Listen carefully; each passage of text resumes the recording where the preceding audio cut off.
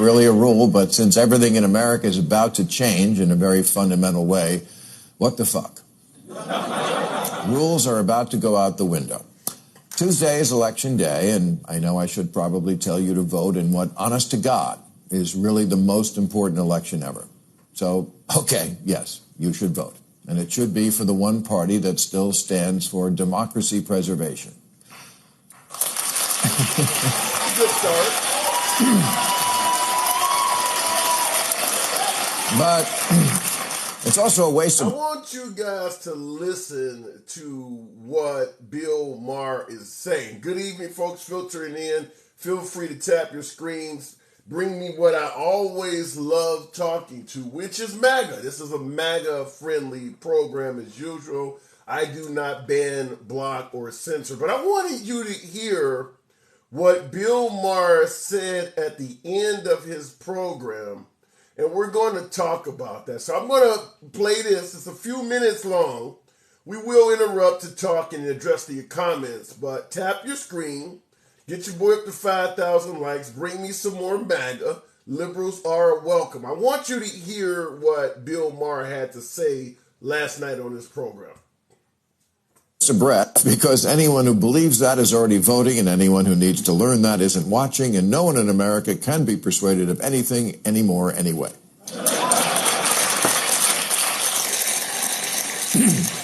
The January 6th hearings, it turns out, changed nobody's mind. Democrat Jamie Raskin said the hearings would tell a story that will really blow the roof off the House. No, that was Hurricane Ian. The hearings, roof not blown. The committee did a masterful job laying out the case, but we live in partisan America now, so it's a little like doing stand-up when half the crowd only speaks Mandarin. He's going to get No matter how good the serious in a material is, it's not going to go over. After all the hearings, the percentage of Americans who thought Trump did nothing wrong went up 3 points. That's America now. It's like trying Are you in that percentage after the hearings? Has it made you feel more confident that President Trump is actually innocent of any wrongdoing on January 6th? As you notice, Bill Maher said the number of folks who believe Trump had anything to do with that actually went up. The folks who thought Trump is innocent went up by 3%. So the January 6th hearings is what he is saying has essentially helped President Trump. It's actually given him a more sympathetic audience. Are you guys in that same crowd? Like I say always, we do not ban, block, or censor anyone for their opinion. But I want you to hear, because this isn't about January 6th. This whole live has nothing to do. We're not even going to be discussing January 6th of any significance, possibly. But I want you to hear what he had to say. trying to win an argument in a marriage. Even when you're right, it still gets you nothing.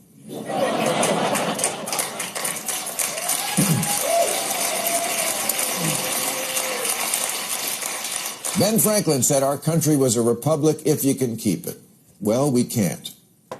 And unless a miracle happens on Tuesday, we didn't. Democracy is on the ballot, and unfortunately, it's going to lose. And once it's gone, it's gone. It's not something you can change your mind about in reverse. That's gender. So here's what's going on. Okay, so do you believe democracy? And that is, by the way, the secret's out the bag. That is what we're discussing today. Do you believe democracy is on the line for this midterms? Every election, you hear the same statement. This is the most consequential election in our lifetime. But what about now? What about now? Do you actually believe this is the most consequential election in our lifetime? I'll let Bill Maher continue. So here's what's going to happen. Republicans will take control of Congress, and next year they'll begin impeaching Biden and never stop. They'll impeach him for getting out of Afghanistan and getting into Ukraine. For inflation, for recession, for falling off his bike, it won't matter and it won't make sense. But Biden will be a crippled duck when he goes up against the 2024 Trump Kari Lake ticket. So what do you think? How many of you out there believe that if the Congress goes Republican, Biden is going to be impeached? As Bill Maher is suggesting, Biden is going to be impeached over and over and over again. It could be comical, But what about you guys? How many of you believe that if the Congress goes right, Biden will be impeached? Now, I played another clip maybe a week or so ago from a well-known right-wing talking host who said the same thing. So I see in the comments, someone is suggesting that that's all liberal fear-mongering. No. It says another scare tactic from the left says Whistle Britches 01. Love the name. You may suggest it's a scare tactic from the left, but it is being stated by folks on the right. And even if Trump loses, it doesn't matter. On Inauguration Day 2025, he's going to show up, whether he's on the list or not. And this time, he's not going to take no for an answer, because this time he will have behind him the army of election deniers that is being elected in 4 days. There are almost 300 candidates on the ballot this year who don't believe in ballots. And they'll be the ones writing the rules and monitoring how votes are counted in 24. The facts, the policies, the behavior don't matter anymore. Trump could be filmed throwing a baby off a bridge and still win. Not to give Herschel Walker any idea.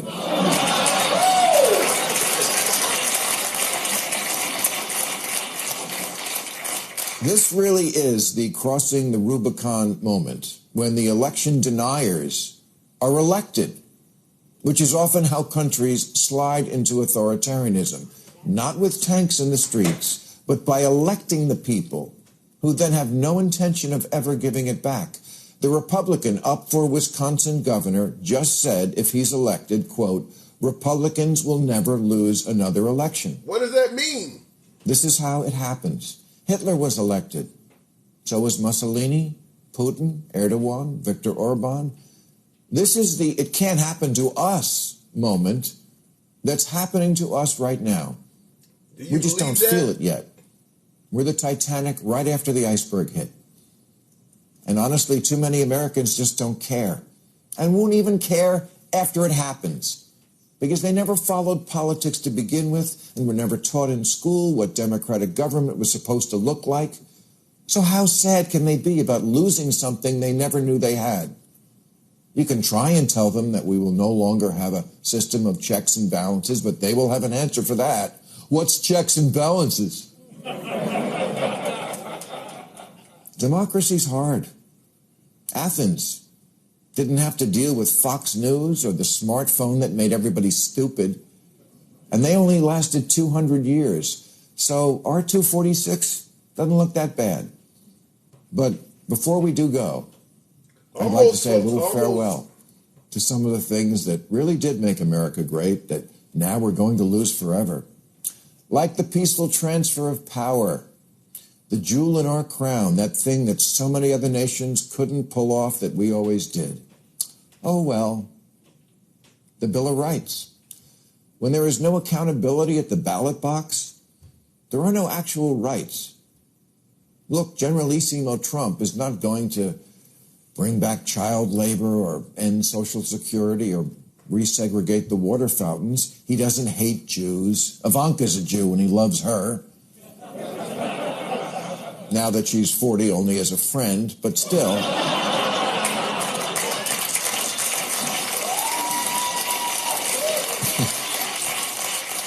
But make no mistake, it will be an entirely different way of life for many, because our elections will just be for show, like in China and Russia and all the other places Trump says are very strong. Free speech? Well, he's a man who's always taken criticism well. What do you think? You think he's? But I wouldn't count on that one lasting.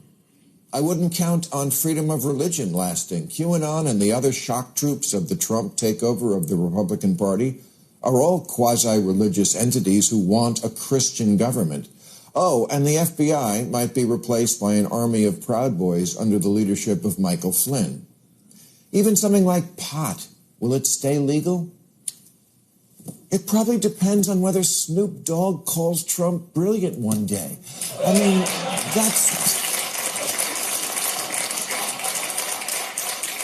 that's how things will be decided, not by the rule of law. Ah, the rule of law. That one was a real jewel. Yeah. Maybe our finest hour as Americans was after World War II when we gave even the defeated Nazis a fair trial.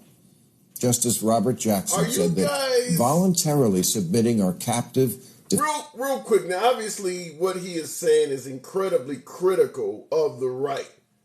Is this sounding like a bunch of BS to you, or is it sounding like he may be onto something? Now, he is also the one that predicted before the 2020 election that Trump was going to try to stay in power. So what do you think? You think he's just pulling this out of his ass, or you think he may be onto something? Defeated enemies to the rule of law was one of the most significant tributes that power had ever paid to reason. Well, power will very soon not be paying any more tributes to reason. Not in America, anyway. So, yeah, I urge you to vote, but I've always been a realist. I'm afraid democracy is like the McRib. It's here now. It'll be around for a little bit longer, so enjoy it while you can. Now, that sounded nothing short of depressing. So, what do you guys think? You like I said, do you believe he's just pulling that out of his ass, or do you believe he's on to some sort of, I mean, is he on the path to what we actually may be dealing with? I'm gonna go right to the box, and we'll start out with Leon. Good evening, and welcome back to the program. Leon, did you hear that spiel that what is his name? Bill Maher just gave? Did you hear that? Yeah, I heard it. It's like the Democrats are always crying when they're about to get mollywopped. Man, listen. We gave them the power. Put them in there, right? What do you mean? You said we gave. You mean the voting public? Voting public put them in office, right? True. So is he trying to tell me that the democracy only gonna last if the Democrats are in charge? You know, that's a good question. I don't believe he's saying that democracy is going to last only if the Democrats are in charge. I don't think he has a problem with the Republicans. He has a problem with the folks that you guys are sending forward, like election deniers. Does the term election deniers, what do you think of when you hear that term? What does that mean to you? I think about Maxine Waters trying not to call Trump illegitimate. Hillary Clinton called him illegitimate. I mean, this is the thing we got to get down to. We put them in there. They don't want to talk about their bad policies that defund the police. People start getting beat up. You think we don't see that? Your policy. Wait a minute, you didn't quite answer what I said. I said when I say election, is Maxine Waters the only person that comes to mind when you hear the term election denier? No. What I'm saying, when I hear the Democrats talk about the election deniers, all you got to do is go back and look at when Trump got elected. They all denied it. They called him illegitimate. So I'm like, that's a game they play. So here we go again. The democracy is going to be fine. We're just not going to have people defunding police, people trying to disarm you. I'm coming from a citizen on the street.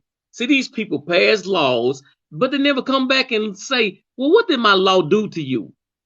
I'm getting beat up. You want to come take my weapon? I'm like, well, wait a minute. Let me ask you that.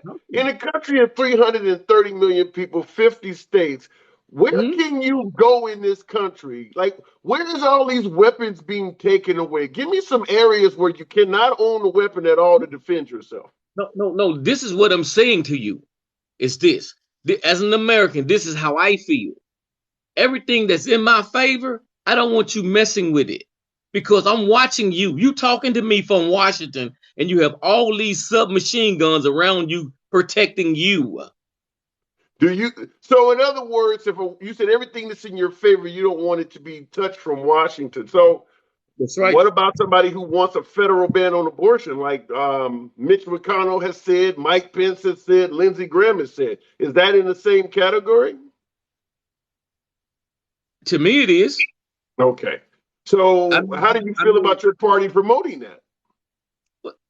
Well, see, when you say my party, I try my best to be a Democrat. I just can't do it. Well, why is the Democratic Party always coming up with these goofball ideas? The stuff they be talking about is not going to work. It's just Okay, and not. I'm getting your criticism of the Democratic Party. I understand it. But what's making you say you tried to be a Democrat? If you think that what they're saying is goofy, why would you try to be a Democrat? That doesn't make a lot of sense. Yes, it does. We're all indoctrinated, right? But Mama I'm was a trying, wait, Democrat. wait. You're trying to be a Democrat. Why did you, if you believe the Democratic policies are horrible, why did you ever try to be a Democrat to begin with? That doesn't make sense to me. Okay, well, let me help you.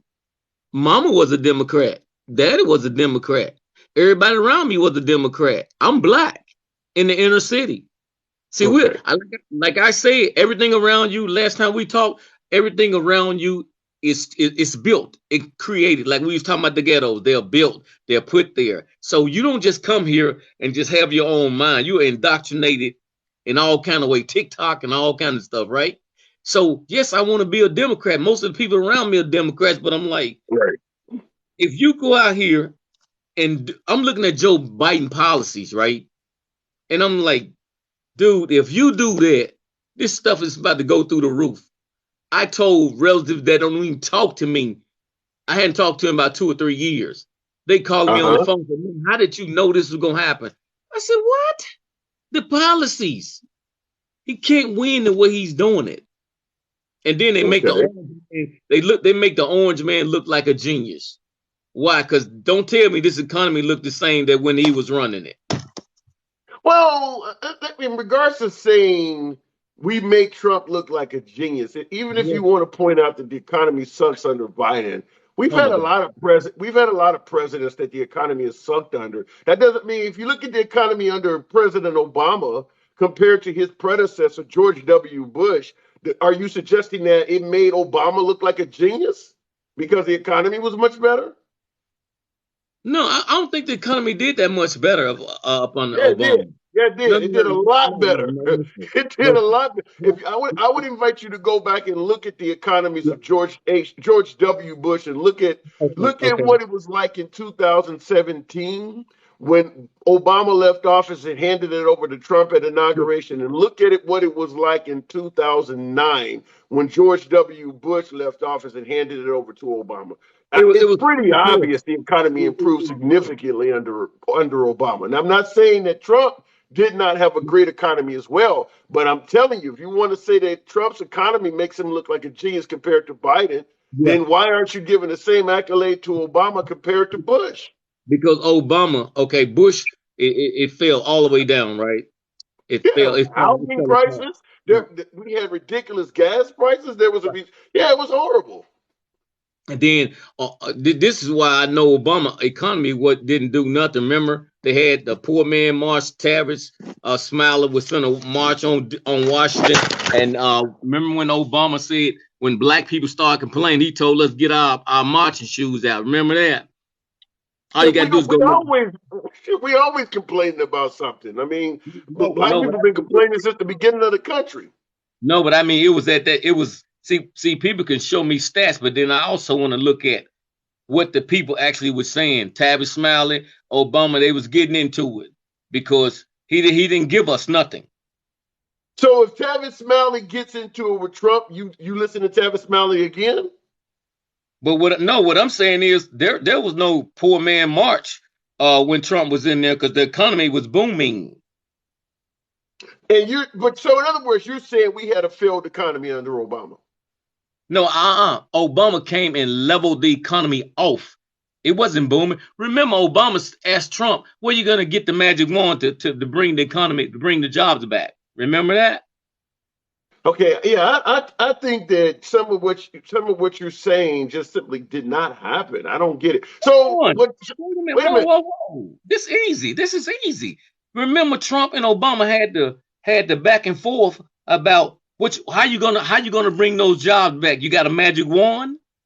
You don't remember Well, that? yeah, he's talking about the jobs in China, which Trump did not bring back. He didn't bring those jobs back. No. In other words, what he was saying, how if the economy was really booming, why would they had that conversation? Trump found Because that magic wand. even if you look at Trump, and you want to say that Trump's economy was great, which I believe it was, I agree that Trump economy was good as well. Those jobs that have been sent overseas that Obama was talking about, they're still there. China still produces all of our shit, even 4 years after Trump. China, those jobs are there still. That's the jobs he was talking about. Is how are you going to bring them back? How are you going to bring back the jobs from Mexico? Trump did not successfully bring those jobs back. So what a job? So the job just magically appeared? Because I mean, he really exploded the economy. No, there were other industries, but at the end of the day, China still makes all of our shit. Those jobs are still there. Trump did not end that. I get that. And then Trump started attacking them about having a 578 billion dollar deficit with the Chinese. And that still exists. Right. And that still exists. Right. But I bet you Biden did not pick up that mantle and try to keep that agreement that he had in with Xi. See, that's the stuff that make me not vote for them. Okay, I understand that you have a lot of reasons not to vote for the Democrats. I'm not arguing with you on that. I'm just simply saying your denial of the Obama economy and the things that you're explaining, I'm telling you, those things didn't get better under Trump either. Over the jobs we had lost overseas, those have not come back.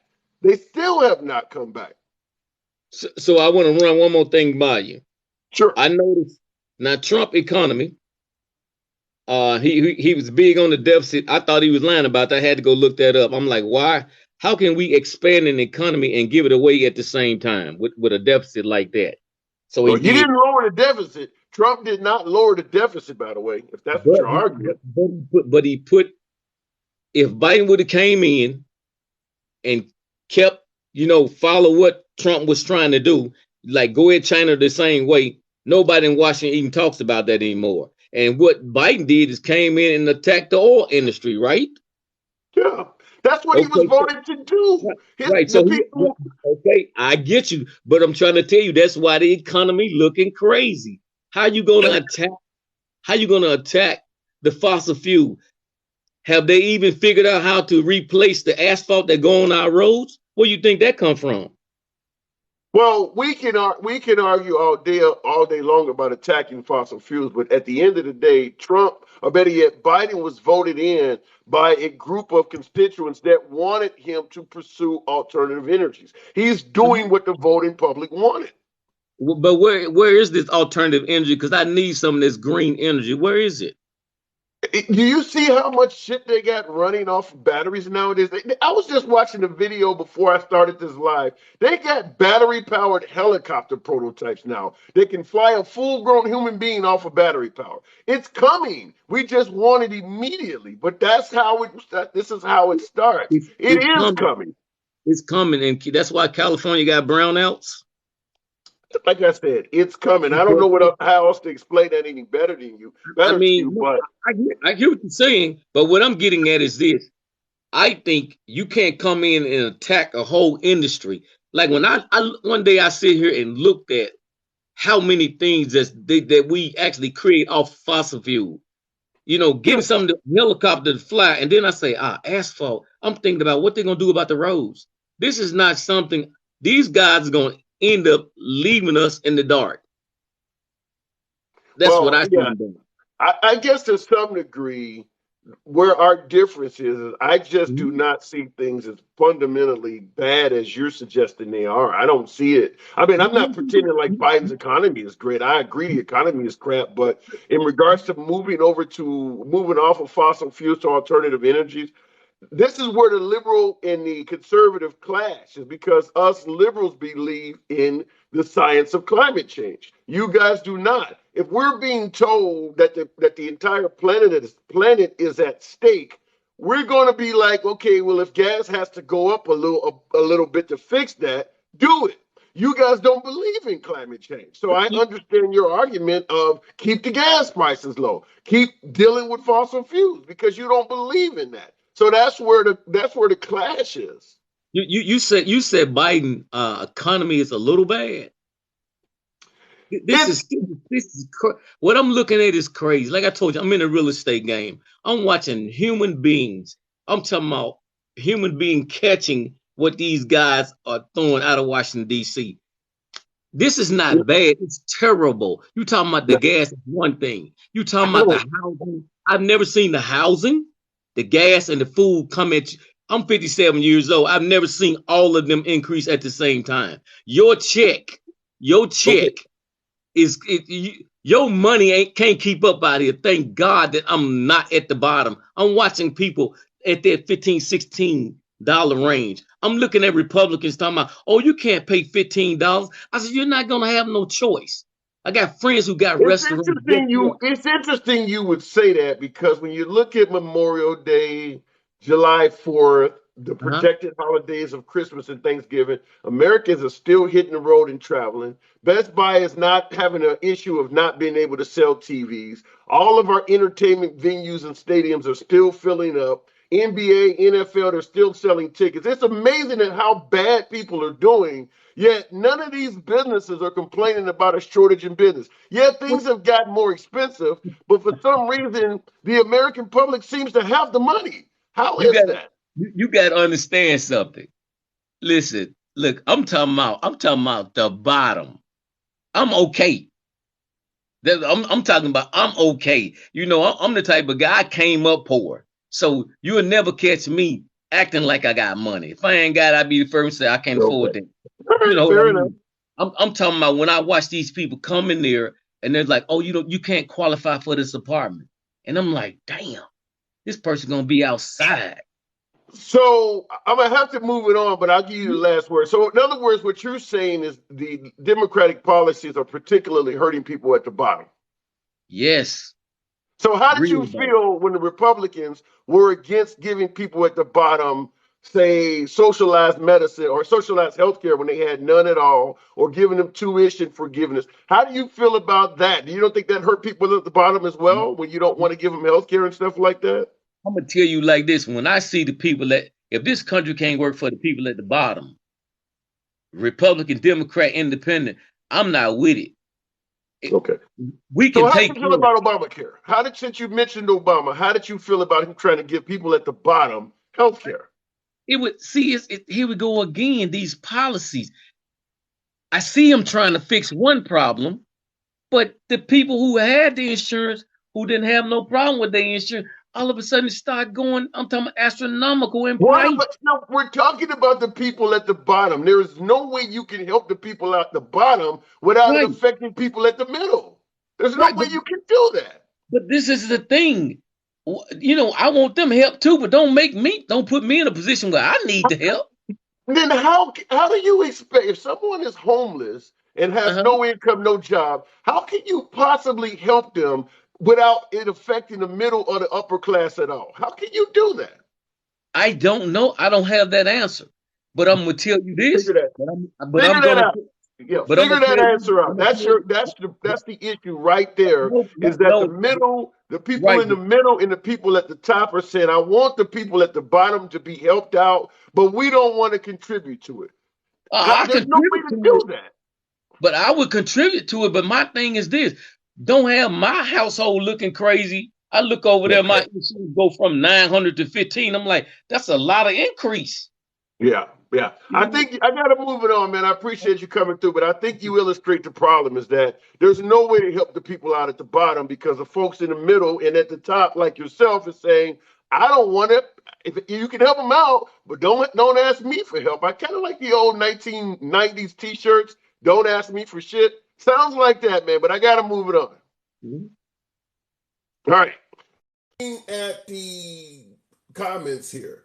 They don't want to help the bottom. They want them to disappear. Coco, mama, oh, that's horrible. That's horrible. And I think there's some validity to it. But he pretty much stated it. It's not me making it up. You heard him say it himself. Is that I want the people at the bottom to be focused on, but don't let it affect me. America only has so much money. If the people at the bottom need help, the money has to come from somewhere. And if the people with the money is saying, well, I don't want to give my money up to make it happen, then it doesn't happen. He gave a perfect explanation of why Obamacare faced so much resistance. Give them health care, just don't ask me to contribute. There's nowhere the money can come from. Facts matter. back to the program. Good afternoon, facts, or good evening. Hey there, my friend. Hey, Oh you. my God. Your last caller, Leon. What a complete caloric waste of him running his mouth with his vague non-answers and the policies with absolutely no facts of what he's talking about. Sad. Well, he doesn't like liberal policies. I mean, he's entitled to that, right? He didn't state any policies. He stated nothing. He just likes to hear himself talk. Um, what policies? Like making hearing aids affordable, like doing the largest infrastructure in American history since Eisenhower, like What bringing. about his claim that us moving to alternative energies has driven up the price of fuel, cost of goods and services? How do you view that? That's absolute misled nonsense.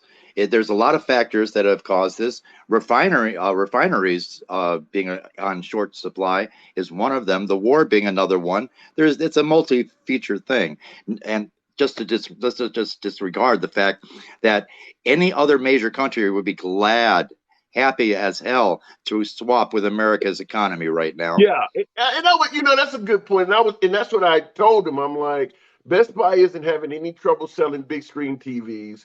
I'm Yeah. from Chicago. The Bulls games are sold out every night. The NFL is not complaining about making any less money. So even though the price of goods and services are up in this country, I agree inflation has went up. Americans easily, for the most part, have adapted to it. That's right. And is it right? It's the most of it is corporate greed at the moment. Yeah, I believe that. I actually do believe that. I think the numbers show. I'm not saying that Biden is. I don't. You and I disagree on the performance of Biden. I do believe that he's not doing a great job, but that's my opinion. But in regards to the inflation in our economy, no, I don't believe that's all his fault. I do believe corporate greed. I do believe the OPEC nations are trying to squeeze back money that they lost during the pandemic, and all of that's happening while he's in office. And I can't hate on the Republicans for blaming it on Biden, because if it was happening under Trump, we would be doing the same thing. And to his point, what a horrible thing it would be to move our energy grid away from fossil fuels and onto renewables. I mean, how terrible. It would be just so awful if we took Saudis and OPEC's power away from the U.S. What a terrible, terrible thing for the U.S. Yeah. Well, the man And said he's been trying to vote Democrat and he just can't yeah, do it. whatever. I don't want to hear his nonsense. He didn't know what he's talking about. Just vague nothingness. He's like a So- bumper sticker. So let me go back to what we were originally doing. We were playing Bill Maher. How do you feel about him suggesting that this literally is looking like the beginnings of the end of democracy in this country? Very reminiscent of A Christmas Story, the ghost of Christmas future, because he's definitely offering one possibility of what our future may end up being, and it's sad.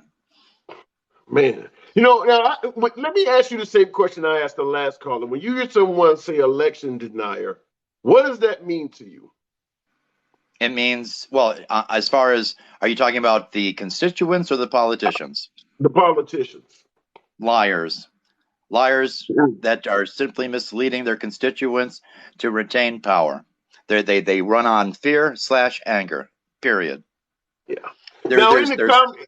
In the comments, because we were talking about the possible end of democracy, Chris34 in the comments say, isn't voting a democracy? So the question, I guess we would frame it as, is it possible for this to be the beginning of the end of democracy while you're still able to vote? Can you have voting yet the democracy still be shattered? Can those two things exist at the same time? Or are we to believe as long as people are voting, then democracy is intact? No, I mean, when you have example, Carrie Lake saying, "Yes, if I win, I'll respect the vote. I'll believe there was no voter fraud." Sure, it's just nonsense. Yeah, and I tend to agree. My response would have been this: in China, in Russia, they still vote. Russia, when it's time for elections in Russia, they vote. Everybody knows who's going to win already. It's just for show, but they still vote in those countries. Sure. No, even when it came to Saddam Hussein, when he was instilled in power, or over in Afghanistan, they do hold elections. You just Yeah. know ahead of time nobody has a chance. So the idea that voting is democracy, I don't know if I agree with that because of so And many and countries and that vote and don't have it. and folks on the right are supporting this. I mean, we've got randos, just complete randos, saying they're poll watchers for showing up at drop boxes, hanging out there in camouflage. Yeah, and camouflage in a parking lot. That's brilliant. With weapons. What a great change for America. Yeah, I don't know And how if they're, that. and one last thing, if they're not trying to be intimidating, they just want to watch the drop boxes, so there's no funny business. Why are they showing up with weapons? Yeah, in fatigues. Yeah, I don't. Yeah, I don't get that. You're showing up to a vote. To me, showing up to a polling place in camouflage with long rifles should be illegal. Face masks, I'm a say that again. face masks. Yeah, yeah. That should not even be legal. No, That's they're not trying to be obviously intimidating. yeah, yeah, exactly. That is obviously intimidating. But what about this here in the comments? I got Ray G saying there is no danger to our democracy from Republicans. It's Democrats. It all started with Obama. Did you see Obama posing a danger to the democracy? Yes, spoken like a true cult member. Well, Nothing radicalized there. No. well, I'm just reading the comments as they come Oh, in. I know, my friend. I know. But And you can shoot them. You can throw them up, and I'll shoot them down every single time. so what do we do, man? I mean, what are we looking at? We know we probably are going to lose Congress. And let me ask you this. I played it before on the program, and folks are right now are saying it's fear mongering. But Bill O'Reilly said this about a week or so ago, and I played it on the program. What about the notion that if the Congress goes Republican, which it's widely expected to happen, that Biden will be impeached? Can you see that happening? Well, one, will they try if they get into that place? And I'm not really supporting the notion that they will. I think that depends on who you ask. And my belief, it's all speculation until the day, all the votes are counted. We don't know who's going to vote, who's silent voting. But as far as will they, if they get power, will they try to impeach Biden? Of course they will. They'll try to impeach Merrick Garland, the secretary. They'll investigate Fauci. They'll just spend 2 years wasting time.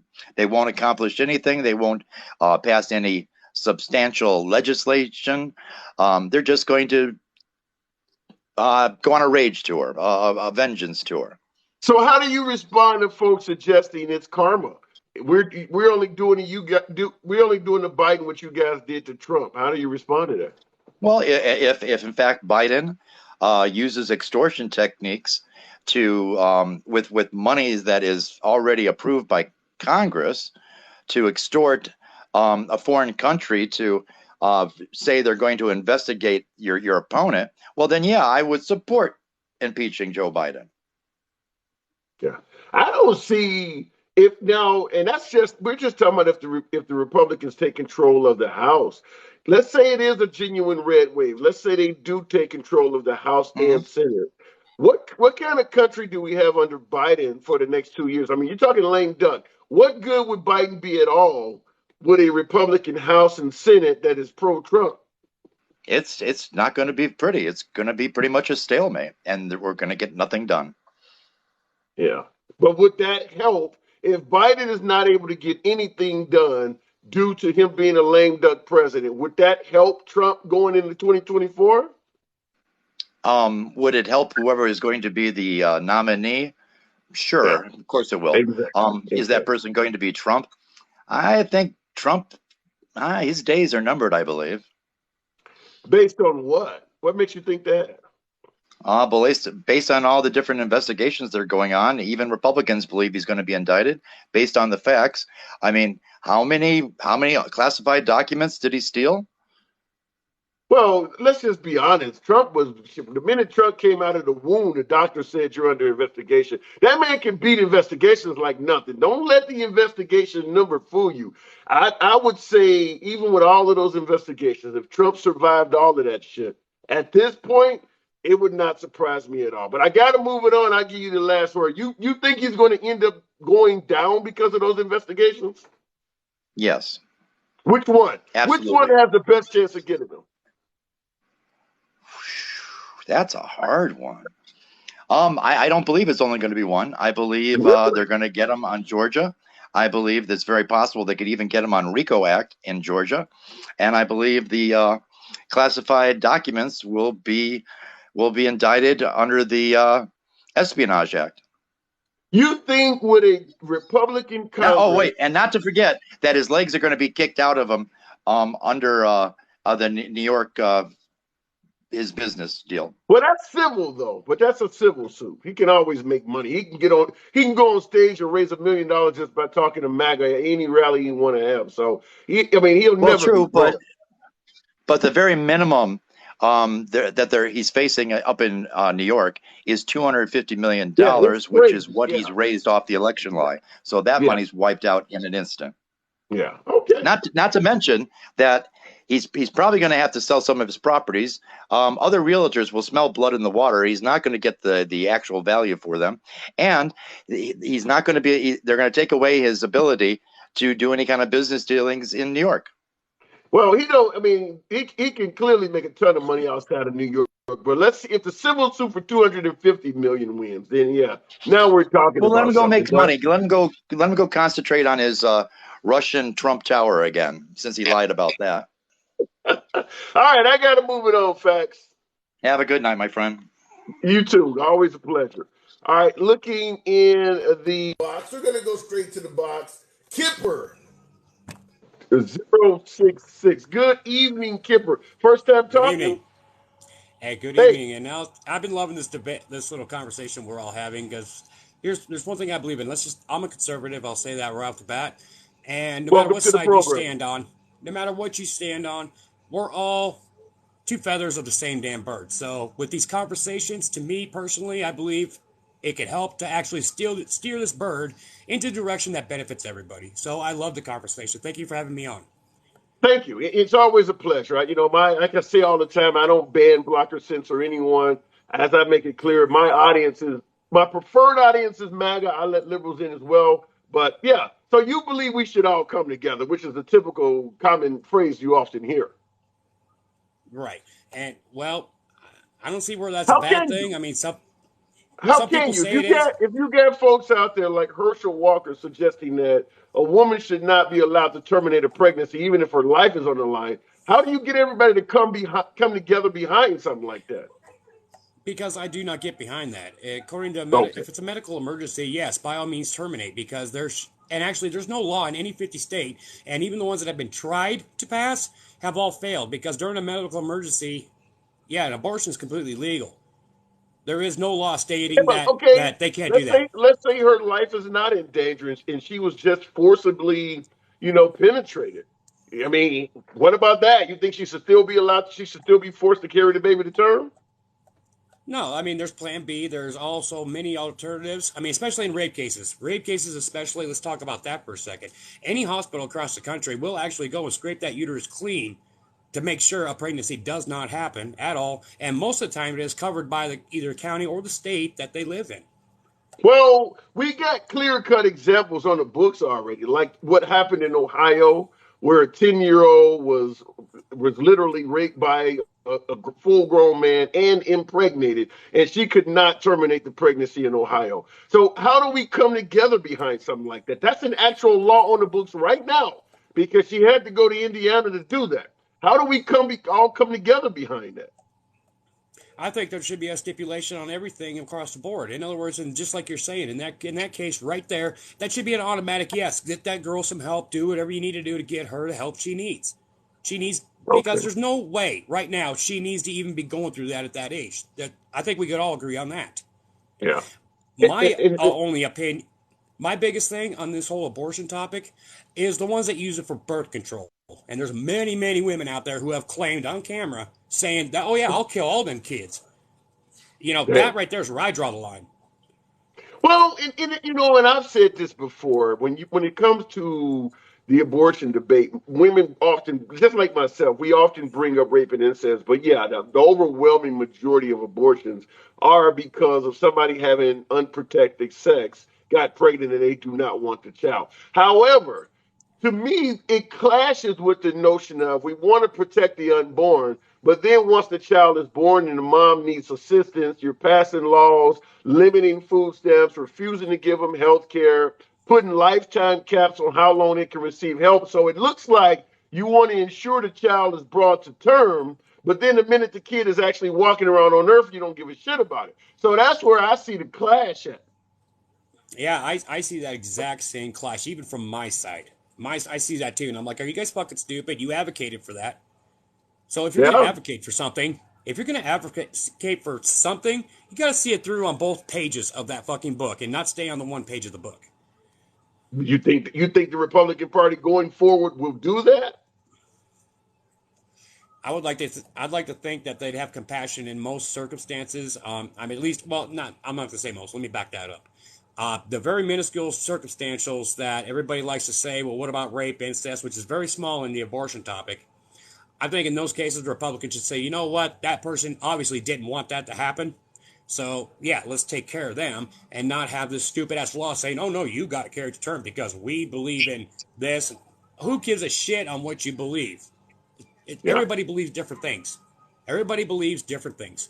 So, if you have that issue with a small child, as you said, go ahead. As you said, you have an issue like that with a small child. It should be just clear cut across the board. No, that child is not ready to have a child of her own. Just be done with it. But okay, well let's go back to what you said. That's also very popular among right wingers, which is you should not be able to have an abortion for birth control purposes. Let's say a healthy woman, had sex with some dude at the club or something like that. Just totally an irresponsible act. She now finds out a couple months down the line she's pregnant, and of course the right wing don't believe she should be able to terminate the kid. If she does something like take drugs or use a hanger or something like that, do you believe she should be charged with a crime? No, because even though I am conservative, I believe that you should be always in total control of your own body, period. Because what you do with your own body does not affect my life whatsoever.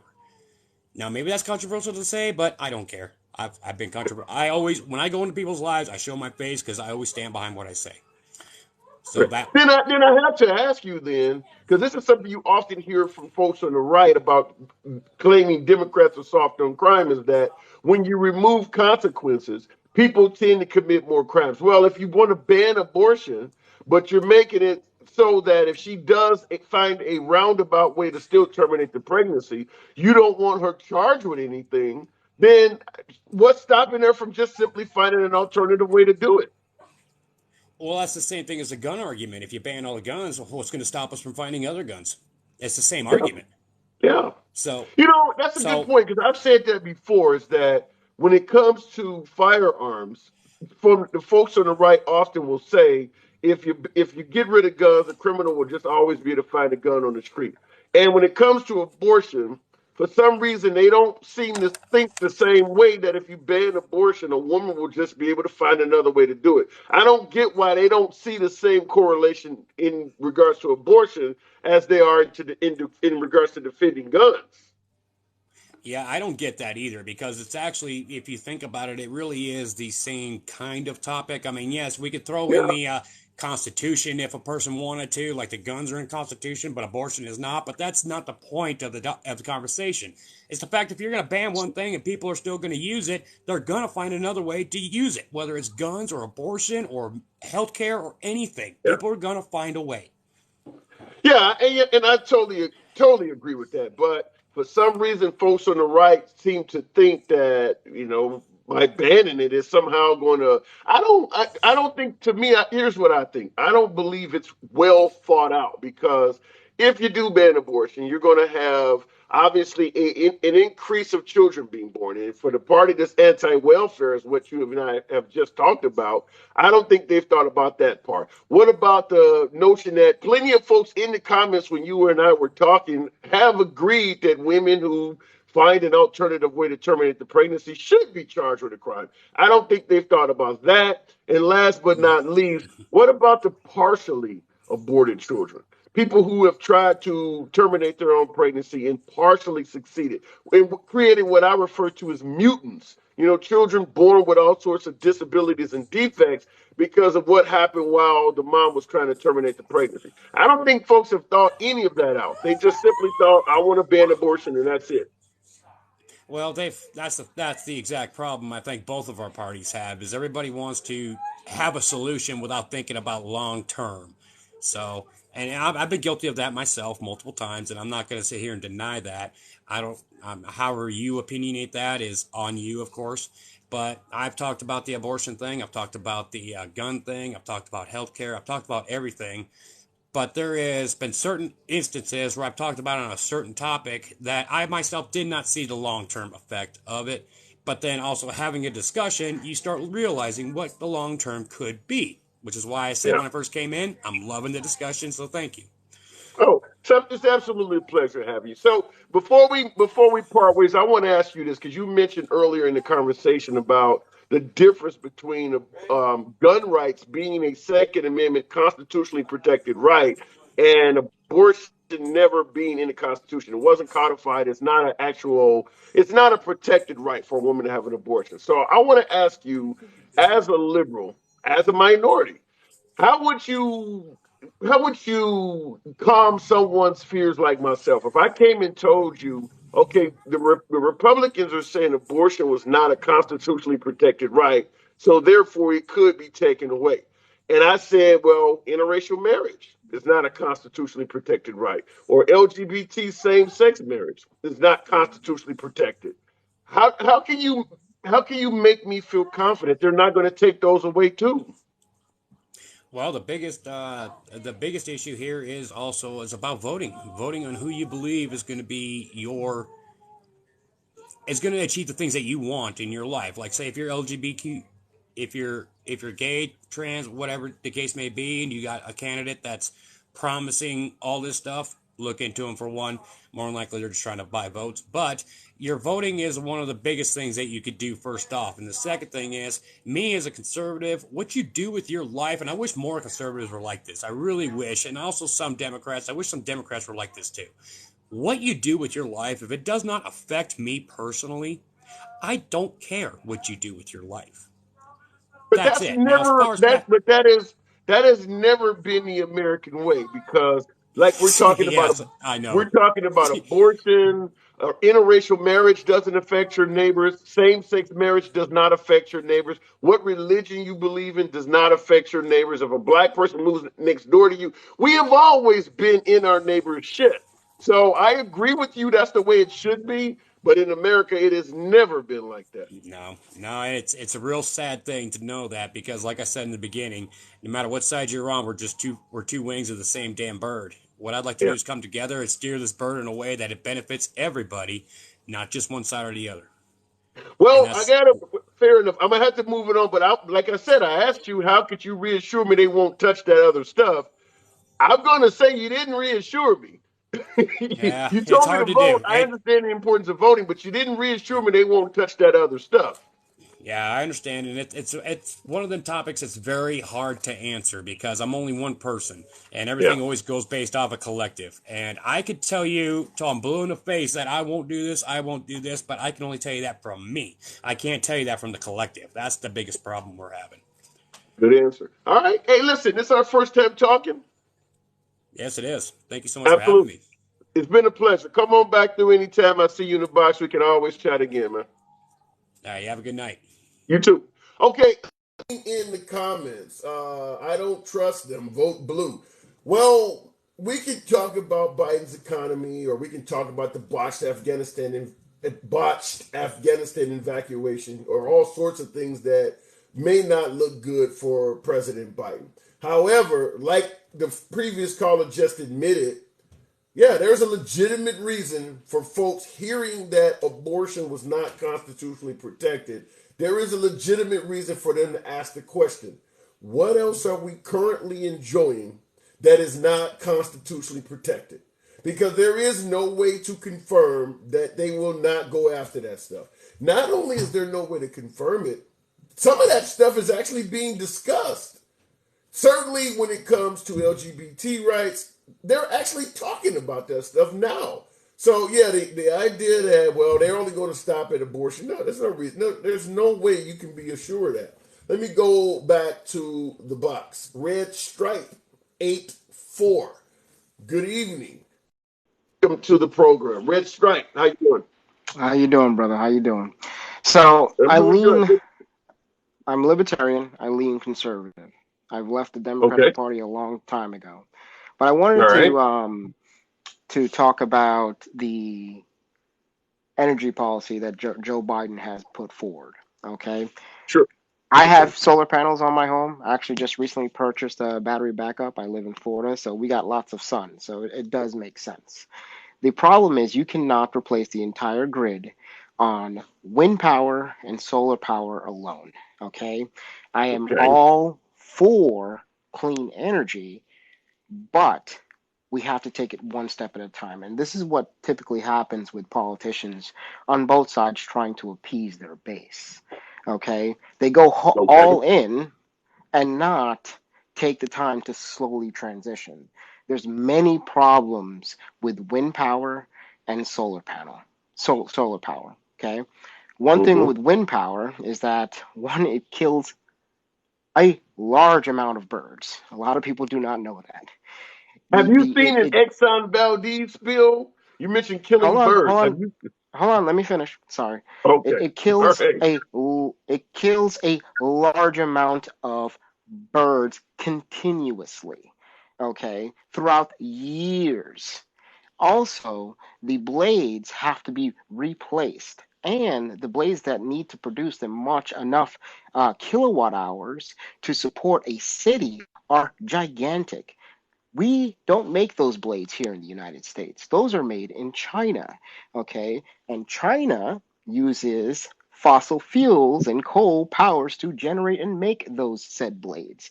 So in all Okay. reality, all the United States is actually doing with its energy policy, its clean energy policy, is that we are just transferring the carbon output to another country and not doing anything. Okay? Okay. What we really need to look into is nuclear technology if we really want to move away from fossil fuels. Okay. Let Nuclear me technology interject. has Okay. come a long way.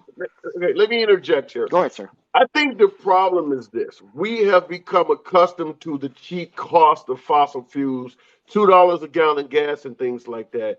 And we are not willing to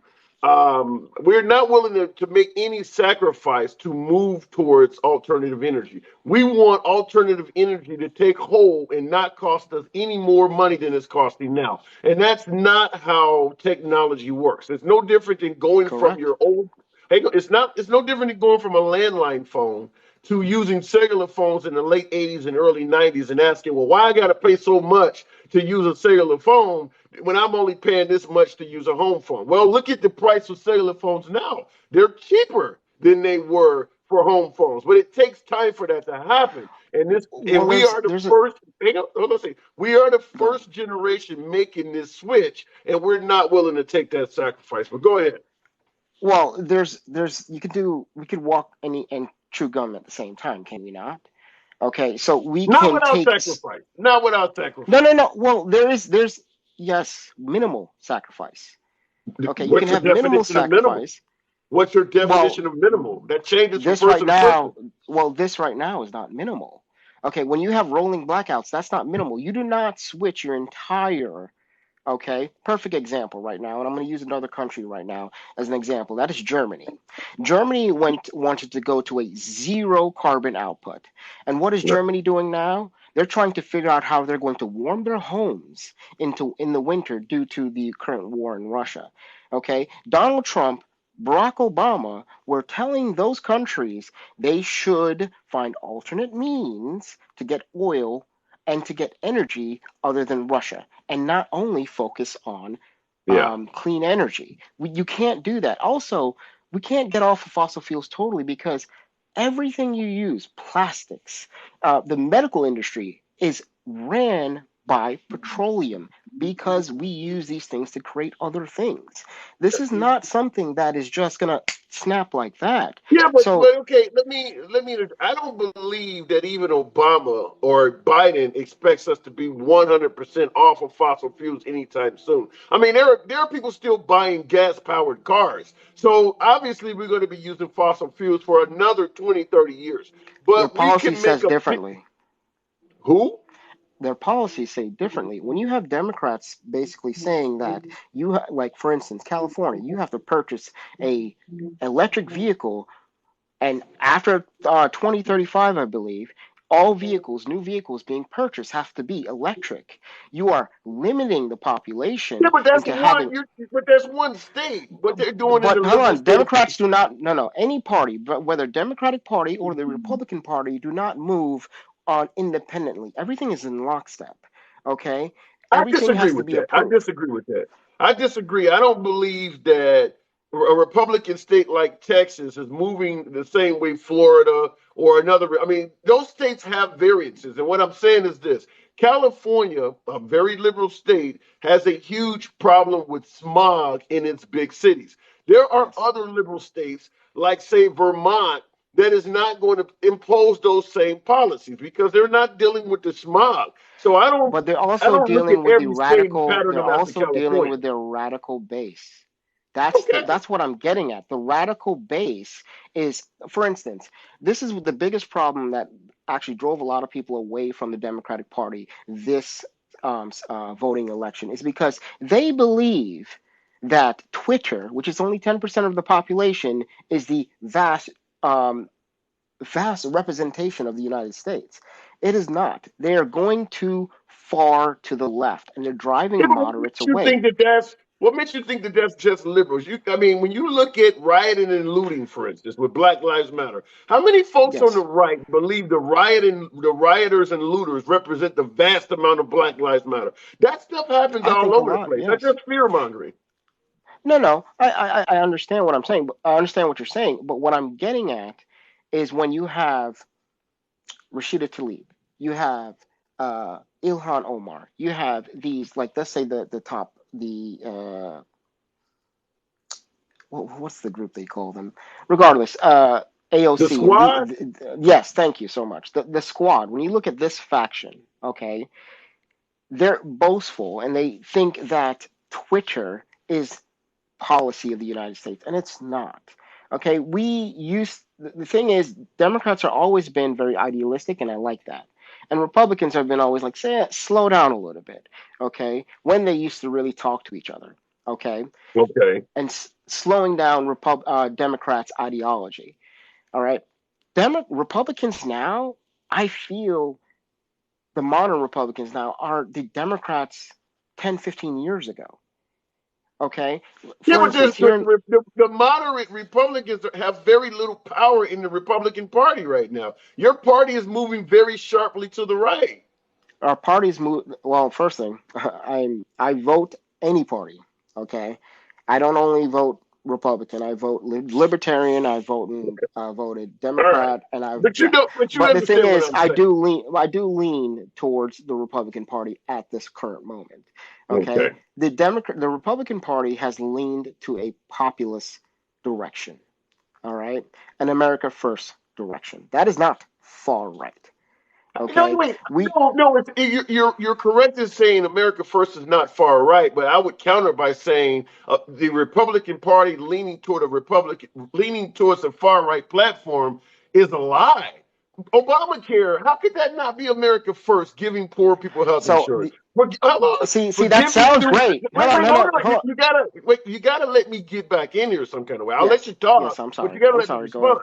How can you view forgiving student loans that would literally help millions of Americans as not being America First? There are all Because sorts of things that you guys are that were the right wingers. Not saying you, you're a libertarian. every time the Yeah. government gets involved, it gets worse. Do you want to know when student loans started, when student tuition started increasing?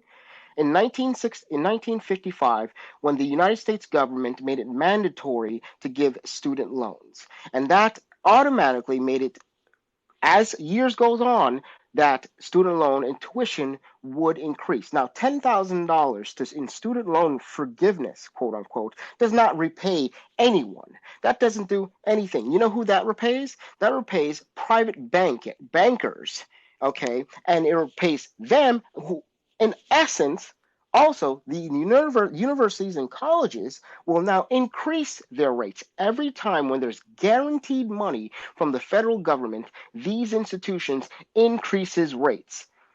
Okay, so it doesn't help us. Now, let me touch on Obamacare. Now, Obamacare was very idealistic, and I didn't necessarily have a problem with it.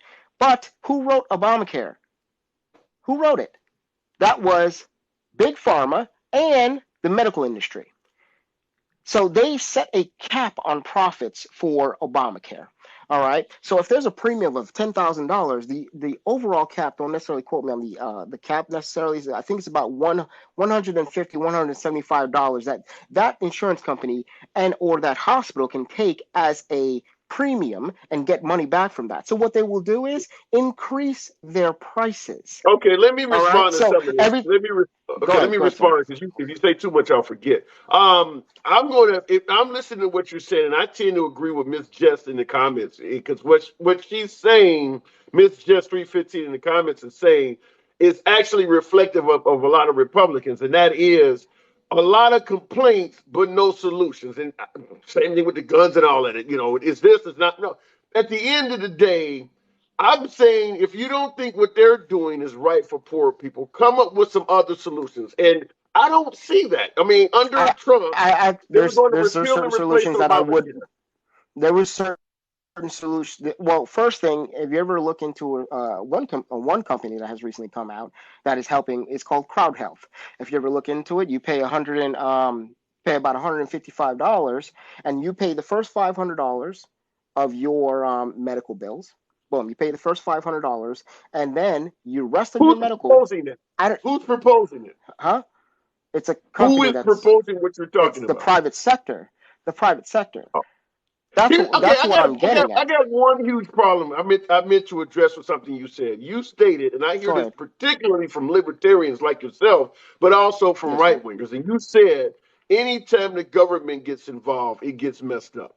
And I hate to bring race into it, but being a black man, I know what would have happened if the government had not gotten involved with slavery or civil rights or women's rights to vote. I mean, without the government getting involved, my life is trash. So I understand folks want states' rights, let the people govern themselves. But the reason you have big government is because when you let the people govern themselves, they mistreat people significantly. Right now with abortion, they're talking about let's give it the rights back to the states.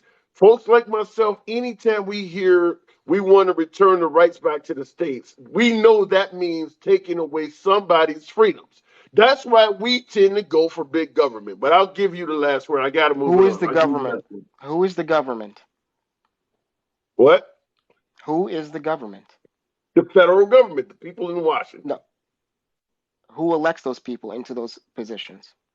The whole nation, not just the states that want to do this stuff. Okay, so this is again the overall problem when I look into politics, because I've always loved federal government. Okay, I mean I've always loved government. As a libertarian? No. You always love federal government. Let me finish. I've always loved government. I've always loved government growing up in high school. Okay, and studying government. All right, you just as you are, you are a very charismatic man. I'm pretty sure you could run for federal office if you need to, or local office, and work yourself up. Okay, everyone you select into a position is based on you. And the problem I see with federal government, if you do not like somebody, vote them out. Perfect example. Okay, and I'm going to list No, Lindsey but that's Graham. not true. That's not Hold true. on. When I mentioned slavery and civil rights, you're telling me if the black people did not like slavery, they could have just voted the people out? Well, I am talking about the overall people. Okay, the government didn't just come up and say, "Hey, you know what? This slavery stuff is just bad." No, it was public sentiment that slowly No, it they're was a starting. freaking war.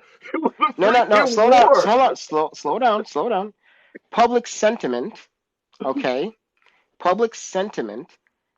Because if people didn't want to fight, they weren't going to fight. All right. Public sentiment led towards abolitionists, who also led towards people saying, "Hey, this is probably not a good thing. Let's cut this." Okay, because I'm Jamaican, so the Britain had already freed their slaves 80 years prior to the United States. Okay, so they looked at their and said, "Hey, the rest of the world is moving in this direction. We should possibly do the same thing." Southern states were like, "No, we're going to keep our slaves because it's going to make us some money." And then the northern state says, "No, you're not going to do that." So public sentiment started with a spark, and then you had certain well-to-do African Americans stating that, "How can you tell me to support this country, the United States, when you don't uphold to your own documents, which is the Bill of Rights?" Okay, so Frederick Douglass made that Okay. statement, did he not? I'm not. One of his I famous. got to move it on. But, I'll let you wrap it up, but I do got to my move last it on. word. My last word is this, especially because I really want to focus on green energy, because a lot of people don't know the negative parts of green energy. Okay, the batteries and lithium that are being dug out of the earth is being dug out of Africa and mines in Africa. Okay, with essentially child slave labor. Okay, so we need to take our time before we rush so far into this solar revolution, and I do have solar panels. Okay, we need to take our time and focus, and maybe we could do a both solar Right. and Okay. produce. All right. Well, Okay, let's see what it's happens. been good talking to you. Hey, anytime. Come on back through. Enough. Looking in the comments real quick here. Oh my God, has literally virtual signaling. Okay. In regards to the point he made about the negatives of lithium mining and things like that, a lot of that is true. Lithium batteries, I mean, solar panels have an expiration date. And we still are trying to figure out what to do with panels that are used up. The wind generators, the blades, breaking them down. I mean, there are some problems, but we know the problems of big oil are not sustainable for the planet. And this is what I told a couple callers ago, is that if you don't believe in climate change, then you're going to be fine riding with big oil. I would submit to you that a lot of things that my last caller was just saying about lithium mining and solar panel blades and stuff, like a lot of that's coming from big oil. We could have been much further along on the developments of alternative energies, but big oil has been playing a huge part in ensuring that false information has been spreading, policies have been moving slow so that they can make money. No different than the tobacco industry. When it started becoming clear that cigarettes and tobacco was poisonous, they did everything they could to slow down folks learning the truth. And that's what's happening now with big oil, is they're doing everything they can. Any type of alternative energy you come up with, they're going to make sure everything negative about it can be talked about, such as talking about wind generators killing birds. How many people, not birds, how many people are dying because they're inhaling smog? And you won't hear that from big oil, but they're making sure that all of the negative energy, because they know moving over to alternative energies is going to hurt their industry. So they're spreading as much as they can to slow it down. We should have been much further along in terms of battery powered this or wind generator that. We should have been much further along with this stuff. These technologies have been around a long time, particularly solar panels and things like that. That stuff has been around 50 years or more. They could have did more R&D on this. But what do you do when big oil is able to buy patents and destroy them? We found out you can create a solar panel that's the size of a Bible, and it can generate 100 watts. What would stop Big Oil having all of that money from buying a patent of that and destroying it? They've been doing stuff like that. That is why we are still dependent on fossil fuel in 2022, when we probably could have been making a significant dent as early as 1982. Going back to the box, Jonathan, 3572, good evening. I don't know if it let you in. For some reason, it did not let Jonathan in. I'll go to Caveman. Caveman 303. Good evening, Caveman. Hey, what's going on? Hey, sorry. Not much at all. You been listening in? I'm cooking right now. I apologize if it's a little loud. You all good? It's like you're frying bacon over there. What's on your mind? Oh yeah, I'm kind of agreeing with you here. Like his points were all obfuscation. Look at the problem with green energy. We have lithium batteries that are terrible for the environment. Yeah, we're gonna have those batteries present whether or not we use green energy. It's things like that where it's like it's literally try to deflect blame no matter what. Yeah. To ensure that and again, I don't understand individuals like this person.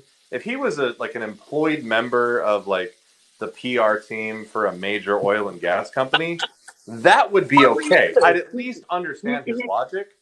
I do. I don't understand. I'll explain it to you.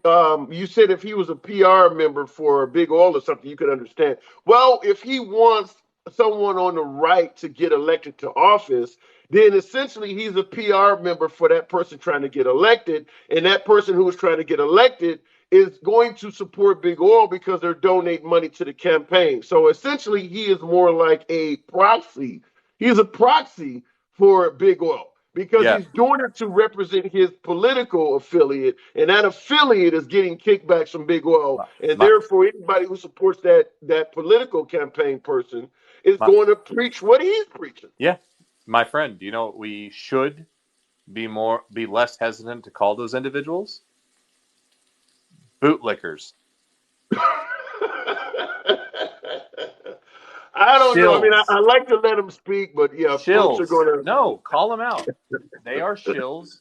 They are bootlickers. They are terrible human beings who have been so thoroughly duped into supporting the interests of not their class in society. Yeah.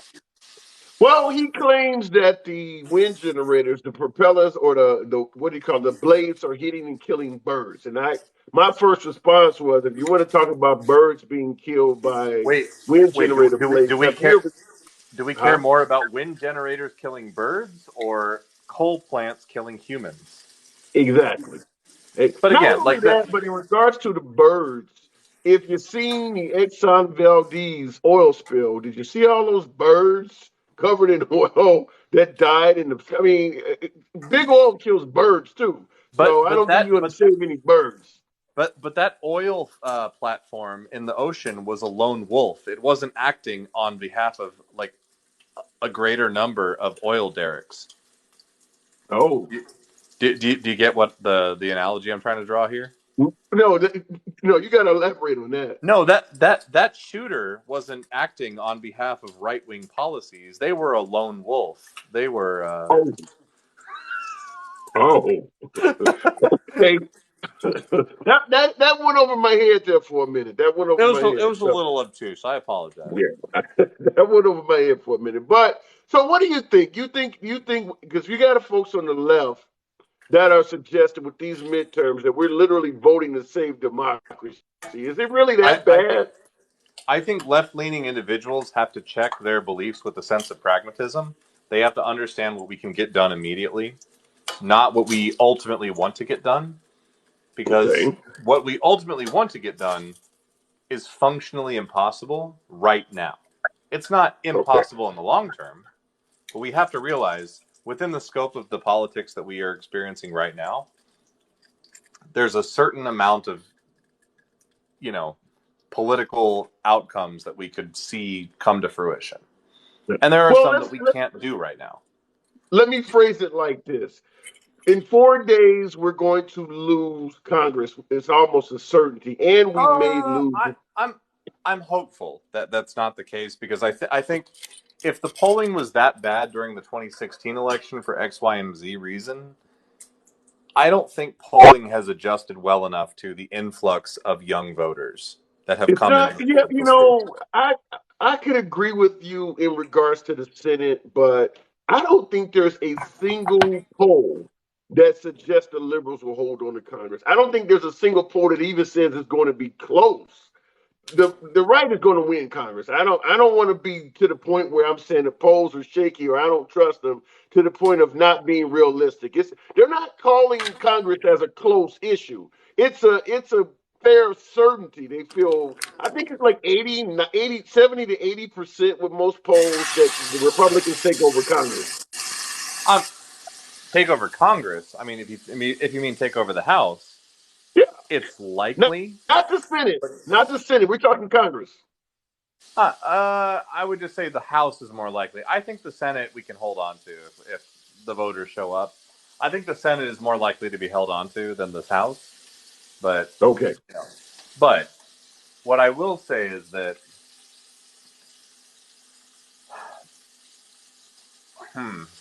how do I want to phrase this? Any way you can.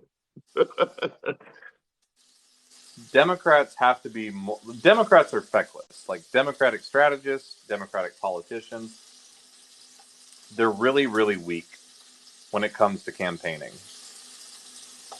Joe Biden was doing an impressively unexpected job in calling out the GOP, though he never explicitly said the GOP was the problem. He said elements of the GOP were the problem. He But said MAGA.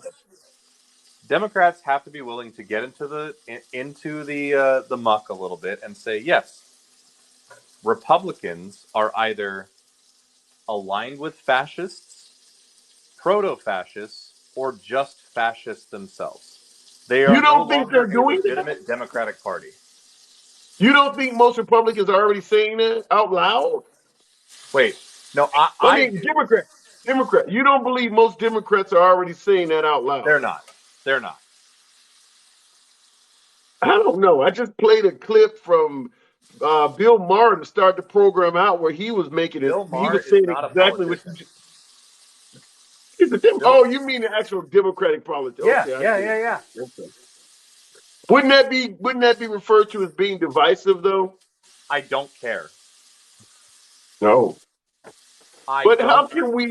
how can we criticize Trump, MAGA, Republicans of being divisive? But then when one of our people start doing it, we refer to it. Well, I don't care. I mean, isn't that being hypocritical? Wait, no, because we have already acknowledged that the Republican base is beyond help. They're already going to advocate for fascism. They've already done so time and time and time again. We need to stop trying to appeal to them. They don't want to appeal to us because Yeah. they don't like gay, trans, or black people. Mm, But we don't like them because they're anti-democracy. So morally speaking, we are in the right here. mm. So all we have to Okay. do is say, hey, look, independents, we can win with you. Stop thinking that the Republicans are going to be an acceptable alternative to any failures that the Democrats enact. So let's speculate here. Let's say that in 2024, the Republicans under Trump regain control of the White House. What do you think America would be like? I think we'd have thousands of people subjected to political violence as a result of the, neo-fascist groups in America. Some semblance of martial law enacted in this country, and ultimately the breakdown of American democracy as a whole. That's my doomsday scenario. Otherwise, what rational Americans do is fight back against the political violence that Trump supporters enact and force certain states to lock up the people who are enacting political violence and Yeah, but thus crush fascism in one fell swoop. you're talking about martial law. You're telling me the same party that was against COVID mandates and things like that would actually support Yeah, they don't martial like it when law? the people they disagree with do it, but they absolutely like it when they do it. And that is hypocritical. Republicans are fascists. That is what we need to be saying time and time and time again. Give me your definition or your elaborate on why you believe that Republicans are fascists. What Nationalistic, hierarchy-focused authoritarians. Republicans fit every single one of those labels I just described. They are focused on hierarchy. They want Christian over non-Christian, man over woman, straight over gay, Republican over anyone that is not Republican. Like the list goes on. They are now hyper-nationalistic. you mentioned earlier in our conversation that Republicans are anti-LGBT and anti-black. If you believe that, how do you describe folks like Kanye and Candace Owens and these black folks that do support folks like Trump in the right wing? How do you? I mean, Kanye is medically insane, and Candace Owens is a grifter. She used to be moderately liberal. yeah. Candace Owens is either like maybe she started off as a grifter, but she's actually like now she's just a fucking fascist. She actually I find it really hard to believe that she would still be like advocating this policy if she didn't like. Well, she is making money. Did I lose you there, caveman? Hold on. Okay. Can you hear me? All right. Yeah. No, she's making money. Like that's beyond dispute. But like she is the proverbial pick-me for the conservatives. She's the one that there are plenty of blacks even on TikTok though. So and they're not making any significant amount of money, I would assume, and they promote Trump as well. So I mean there are blacks and African Americans and minorities that support Trump. How do you explain that? I would hold black individuals who advocate for conservative policies as no less delusional than white individuals who advocate for Trump. Yeah, but it just so happens that because of the political paradigm that Candace Owens has an additional point that she can utilize. Say, hey, I'm one of the good ones. I'm the conservative black person who doesn't see racism everywhere and shit like that. At least maybe it started that way, but then she was like, oh yeah, Hitler was okay so long as he stayed in Germany or shit like that. But again, I'm not. I mean, just being candid, I'm no fan of Candace Owens myself. But I got to move it on, caveman. Yeah. Anytime, come on back through, man. Absolutely, my dude. Good talk. You too. You as well. Oh, looking in the comments, that's not what she says. Migs0501 said that's not what Candace Owens said. I can give you so many quotes from Candace that I have an issue with that even if you shoot down 20 of them, there will be more. I mean, she says a lot of controversial shit. Let's just be honest. She earns her living off of being controversial. She's spoken before Congress. She's gotten involved in politics. But when you look at what Candace Owens' claim to fame is, what videos give her the most clicks, views, and likes, it's being critical of black people. Her politics, it is right-leaning politics, and folks on the right like her politics as well. But her claim to fame is holding black people accountable for things that they've done wrong and pointing out flaws in the African-American community. You take that away from Candace Owens, and she probably would not be even a fraction as popular as she is with folks on the right. Now, I'll tell you this from my own personal standpoint, and I'll go right back to the box. I got a few viewers here. I tend to throw a program where I can keep a couple hundred to maybe 800-900 people watching me at any given time.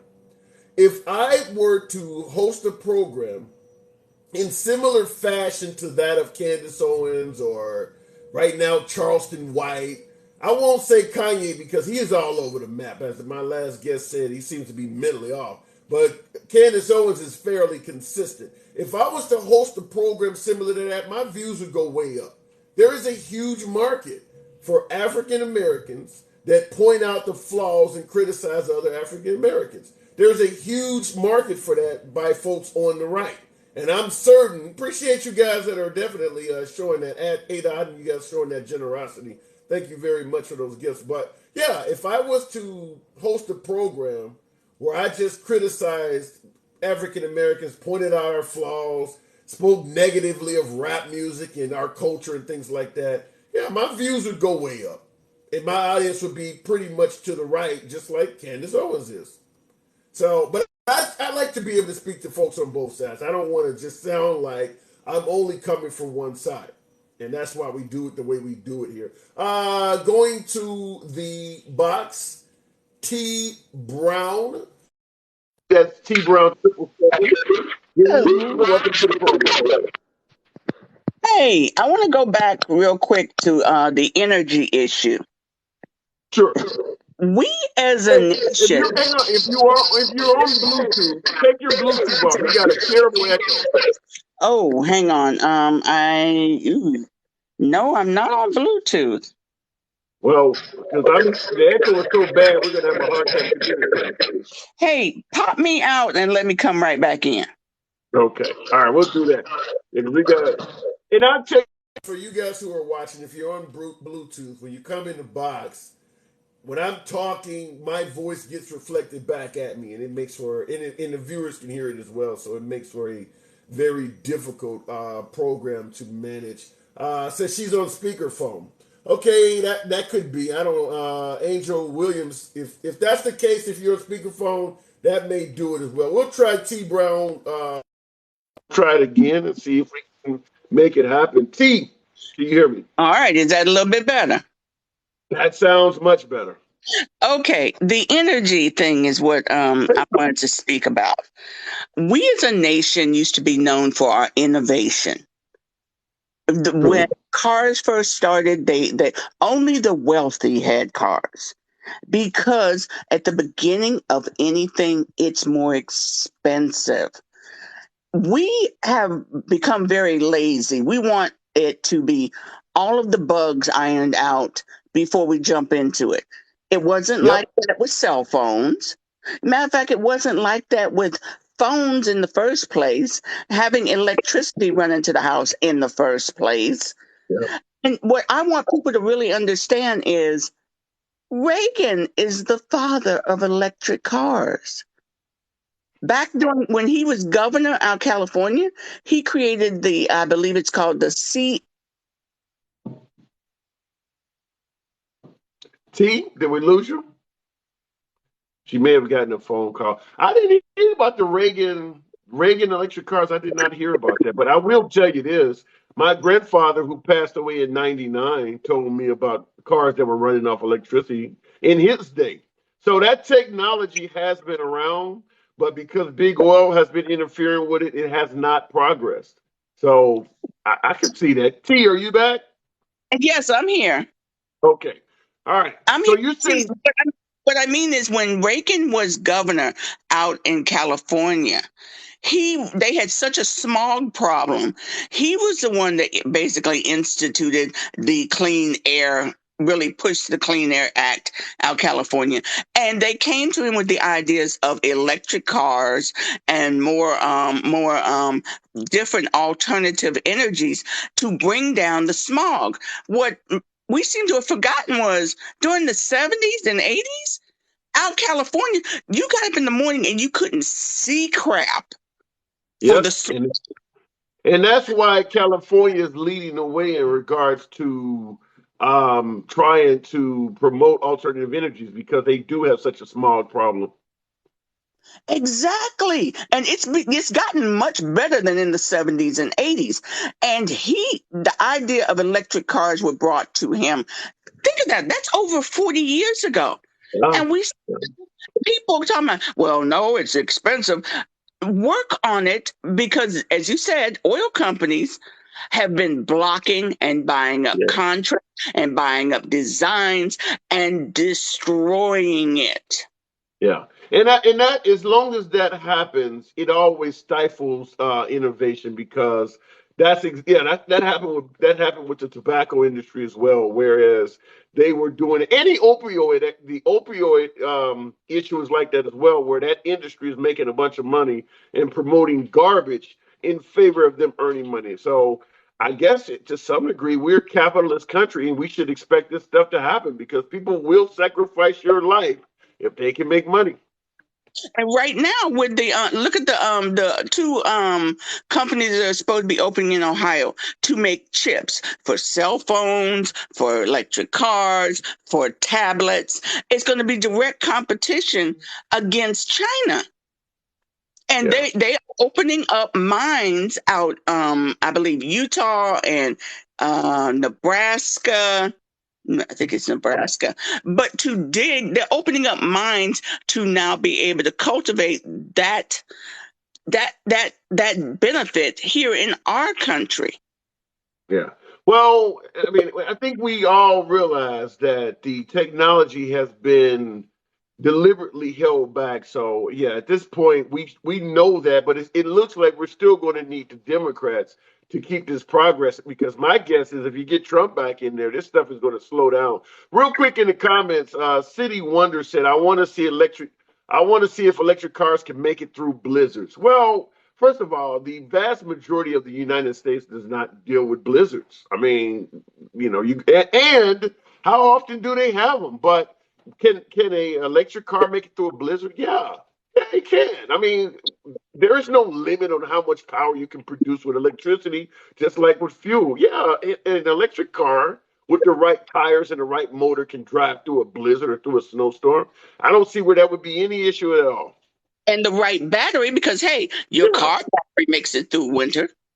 Yeah, exactly. That's a perfect example. Yeah, the car battery is still able to turn over the damn engine, which is probably one of the most laborious issues of a car. Is turning that engine over in the beginning is probably something that requires the most energy of the car altogether. So yeah, definitely, an electric vehicle could certainly make it through a blizzard. Exactly. We are thinking small instead of thinking big. Someone said it pulled their cattle truck. I don't know. Reach out and see how much weight it can pull. Yeah, but at the same time, let's say the answer was no. Let's say a car couldn't make it through blizzards, it couldn't pull a cattle truck, it couldn't operate as a tractor or whatever the case may be. Let's say it couldn't do any of that, but it would operate as a smart car or it would operate as a coupe or a family sedan. Then make those vehicles electric and leave the big, heavy duty stuff that very few Americans use because most of us are not pulling around cattle and driving through blizzards all the time. So let that, if you want to look at it that way, then we can have specialized vehicles that deal with that. And let the vast majority of Americans are driving probably 10 miles, 15 miles to work, back and forth. And that's the majority of the driving they do. And electric cars are absolutely capable of handling that. And that's the most of the traffic in this country. Exactly. We have become very, very timid about stepping forward. We went to the moon and we've got people talking about, oh no, well, electric cars, that's a newfangled thing. What? Yeah. It's just a matter of their favorite politicians are putting stuff in their ear to make them counter this stuff. But and you just look at electric cars when what was the main one we said, the Prius. You look at what the technology of electric cars has done over the last 10 or 15 years. I mean, they got F-150s now that have a 400-mile range. That was unthought of 10, 15 years ago. So the technology is progress and people just do not want to entertain it. I would tell you this. If most American roofs on their homes had solar panels, they could put a lot of their own energy back in their car when it's in the garage. Now, everybody don't own a house. I understand that. People live in apartment buildings. It would be different for them, but there's a hell of a lot of Americans that live in homes, particularly in heavily sun areas like Arizona and California. If all of those houses had solar panels on them, that would put a hell of a lot of energy back into the grid. There's a lot of wasted sun hitting the ground all over this country. So you got to give this shit a chance. And here's the thing, someone just said, who can afford an electric car? You got to realize when cars first came out, no one could afford them except the rich people. The price went down because the advancement in technology. That goes to your original comment when you first got on about Americans are lazy and they want stuff now. You're 100% correct. Right now, electric cars are expensive. I tell you, 10 years, 15 years from now, they will cost the same you paying for regular cars right now. You got to give the technology time to be acclimated with the people. I purchased solar panels, for instance, back in the late 90s. $600 for a 100-watt panel. Now they go for almost $100. They're about 1/6 of the price. You got to give the technology a chance to be utilized by the people and being sold in bulk. It will come down. It's just big oil got folks being criticized about it. Yeah, they got them in such a tizzy. Oh my God, they want to get rid of. No, they're worried about losing money out of their own freaking pocket. Not about you eventually getting into it, getting the cost to come down over time. Southern states, hey, I'm in North Carolina. All these new houses going up have solar panels. They have electric hot water tanks being powered by their solar panels. Yeah. If you made it so that every home being built, like for instance, you got tile on your roof, they need to find a way to integrate solar technology just simply in the tiles of the home. But if every home had solar panels on it, that would produce a hell of a lot of power. You talk about complaining about rolling blackouts. If you're going to have a town that has rolling blackouts, chances are that's a town that gets a lot of sun because that usually happens when everybody's using their damn air conditioners. Those towns need to use more solar. I believe the solution is out there. It's just capitalism is preventing people from being willing to examine it. I look at Texas when they're having rolling blackouts all this summer. If those houses had freaking solar panels on the roof because it's bright and it's sunny and it's hot, guess what? Your air conditioning's running. Your electricity's on. Yeah. I don't think we disagree on any of this. I think the culprit is capitalism. But listen, T, I got to move it on. Appreciate you coming through. Thank you so much for letting me on. You have a great evening. Absolutely, you too, definitely. In the comments, Texas didn't have rolling blackouts. They just have a really bad grid that hasn't been fixed. Whatever the case may be, I talk to libertarians all the time. Libertarians love being off the grid, doing their own thing. If you put solar panels on every home, you would make a lot of Americans, particularly ones who don't live above their means. They don't have a big screen TV in every room. They don't have a huge stainless refrigerator all over the damn place. I'm just telling you this from, well, I used to be an expediter. I used to travel the country delivering freight, all 50 states, and I did it in a van. So when you go to truck stops, you see these vans with Panther or Bolt or some of these expediting companies. I used to do that. And in my van, I was able to power because I had to live in a van when I was on the road. I had a 40-inch TV, coffee pot, a college dorm type refrigerator, which is right here beside me now. I use it for my drinks on the show. I had my CPAP machine, all of this. I had 4 100-watt solar panels on top of my van. And I was able to, and I used 2 golf cart batteries. And I could turn that van off so that you didn't have to use the engine or burn gas. And I was able to power all of that shit. So that's just with 400 watts on top of a cargo van. If you got a whole house full of solar panels, you can put out a lot of energy. Now, I'm not saying it might make you 100% free of the grid, but it could really, really substantially reduce your electricity bill. And in certain parts of the country, it could not only take you off the grid, it would give you enough energy to sell power back to the grid. We just need to put more panels and shit like that up. But right now, Big Oil has got us like, well, the panels are a danger to the environment 25 years later when they're out of their life expectancy. They got us finding every negative thing about alternative energy to the point where nobody wants to try it. That's the problem. By the way, folks, tap the screen. Get your boy up to 20,000 likes. As I say on every program, I never ban, block, or censor anyone for their comments. The fact that you may disagree with the host never means a damn thing. This is a MAGA-friendly program. My preferred guests are MAGA, but liberals are welcome as well. I'll go right back to the box. We're talking about the possibility that democracy is on the line for the midterms. Feynman 99. Good evening. Good morning. How you doing? Good morning. Where the hell you at? Atlanta, Georgia. Actually, Gainesville, not far from UGA. I'm just It messing ain't with everybody. morning. It ain't morning in Gainesville. Well, it's morning. Let's see. Right now, it's morning in London. It works. Okay. It's the same But planet. you're not in London. But we're on the same planet, though, so it still works. Okay, I've never heard of that before. Okay, fair enough. So, what do you think? Do you believe democracy is on the table for this midterms?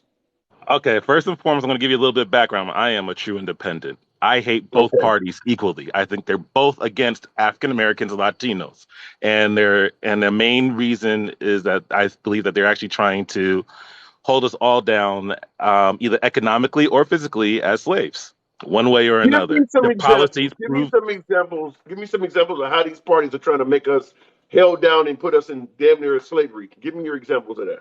Oh, yeah, sure. Okay, well, Republicans, I could just point out the alt-right right then and there. They want, that's real simple, right? But They do support you see someone like, let's the say whole prison system. The prison system, right? Do you see? Let's take Trump or DeSantis, who could easily be the next leader. Do you see them as part of the alt-right? I think they use it to their advantage to get votes.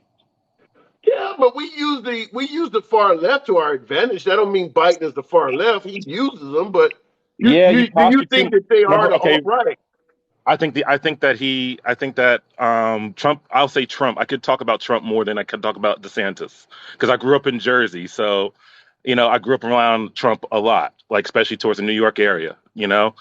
Trump is a true elitist. He doesn't really care about race, but he cares about money. If you're not worth a certain amount, he doesn't care about you. That's the lie he possesses there to you, right?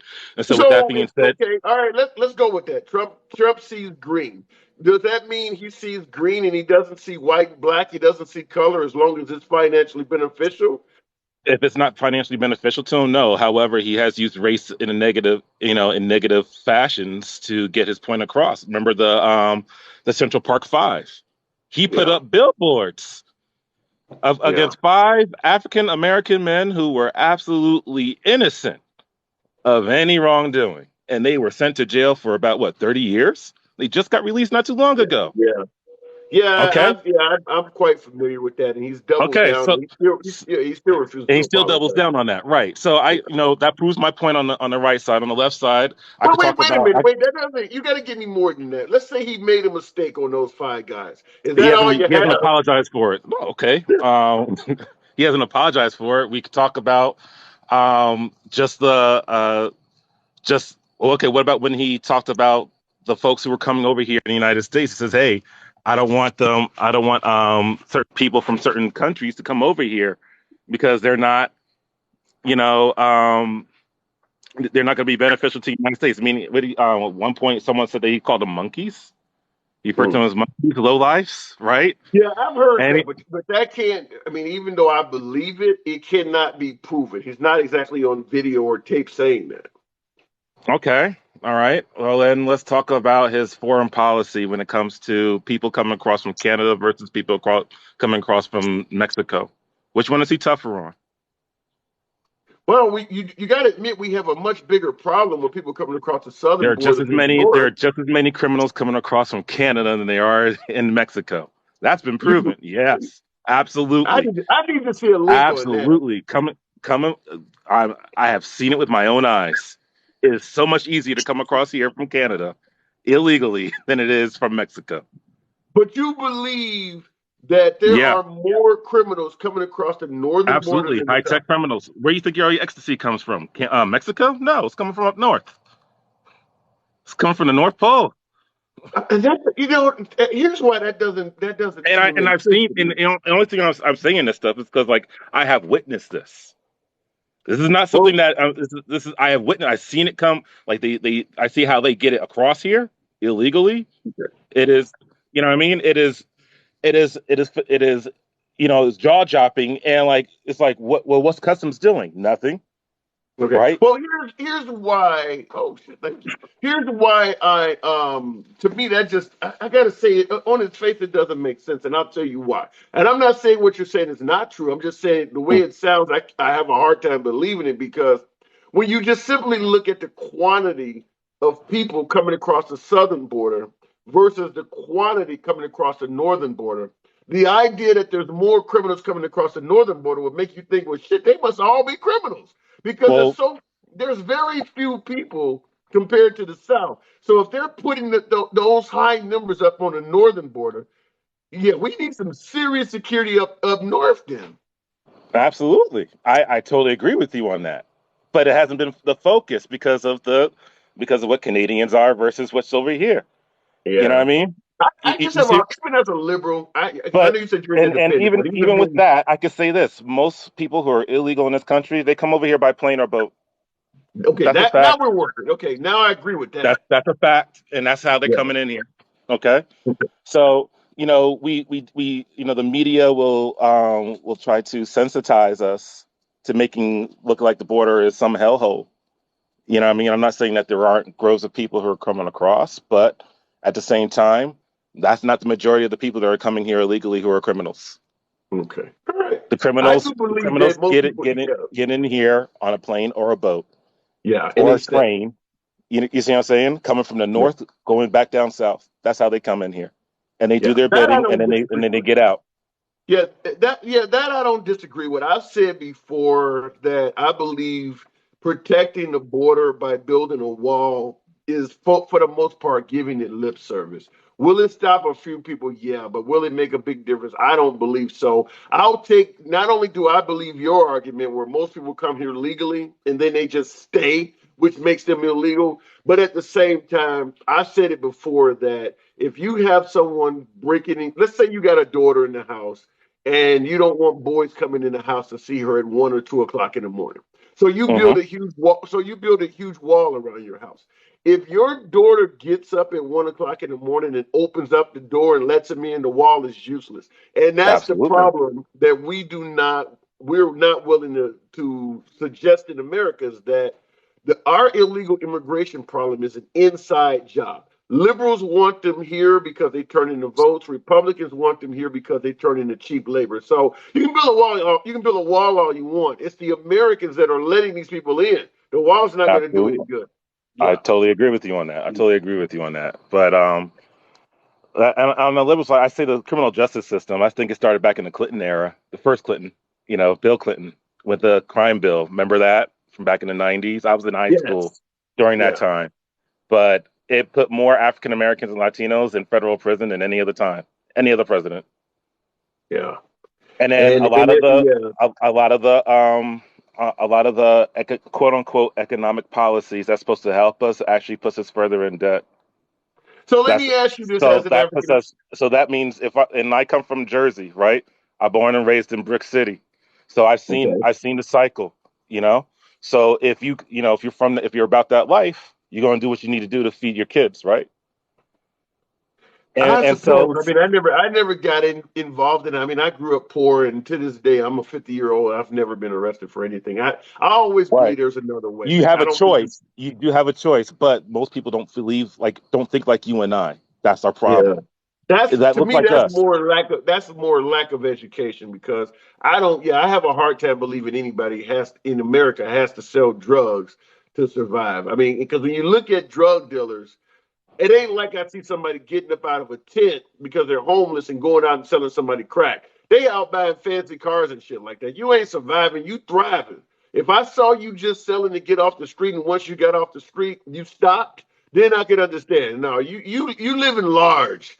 Absolutely. So yeah, you ain't doing that just to get by. You doing that to get paid.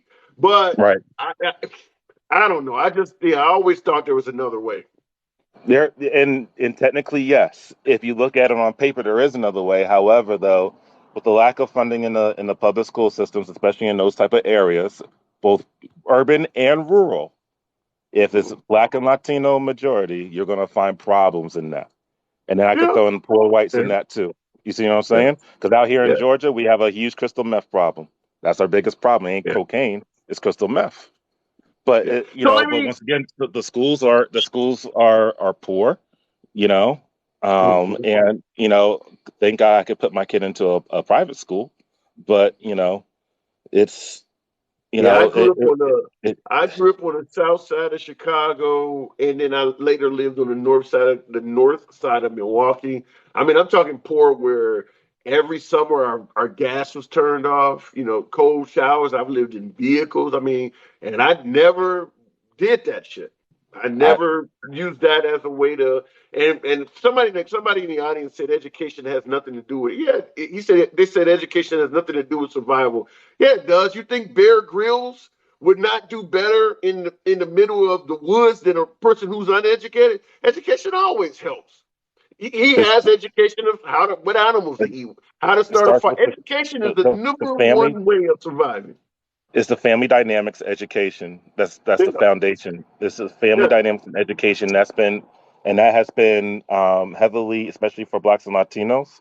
It's been heavily attacked since the late 60s, early 70s. We've seen it when they took away the blue collar jobs, right? yeah. All those factories, they're gone, right?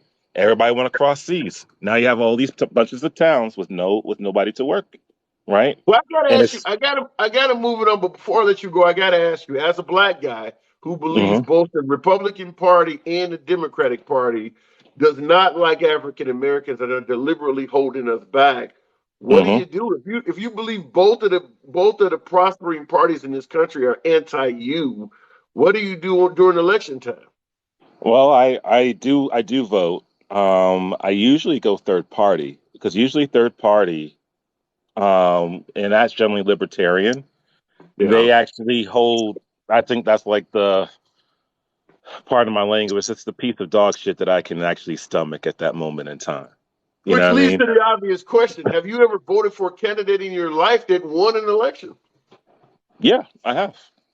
I have. No. Yeah. Libertarians? Libertarians, no, but I have. So, like I said, I'm a true independent.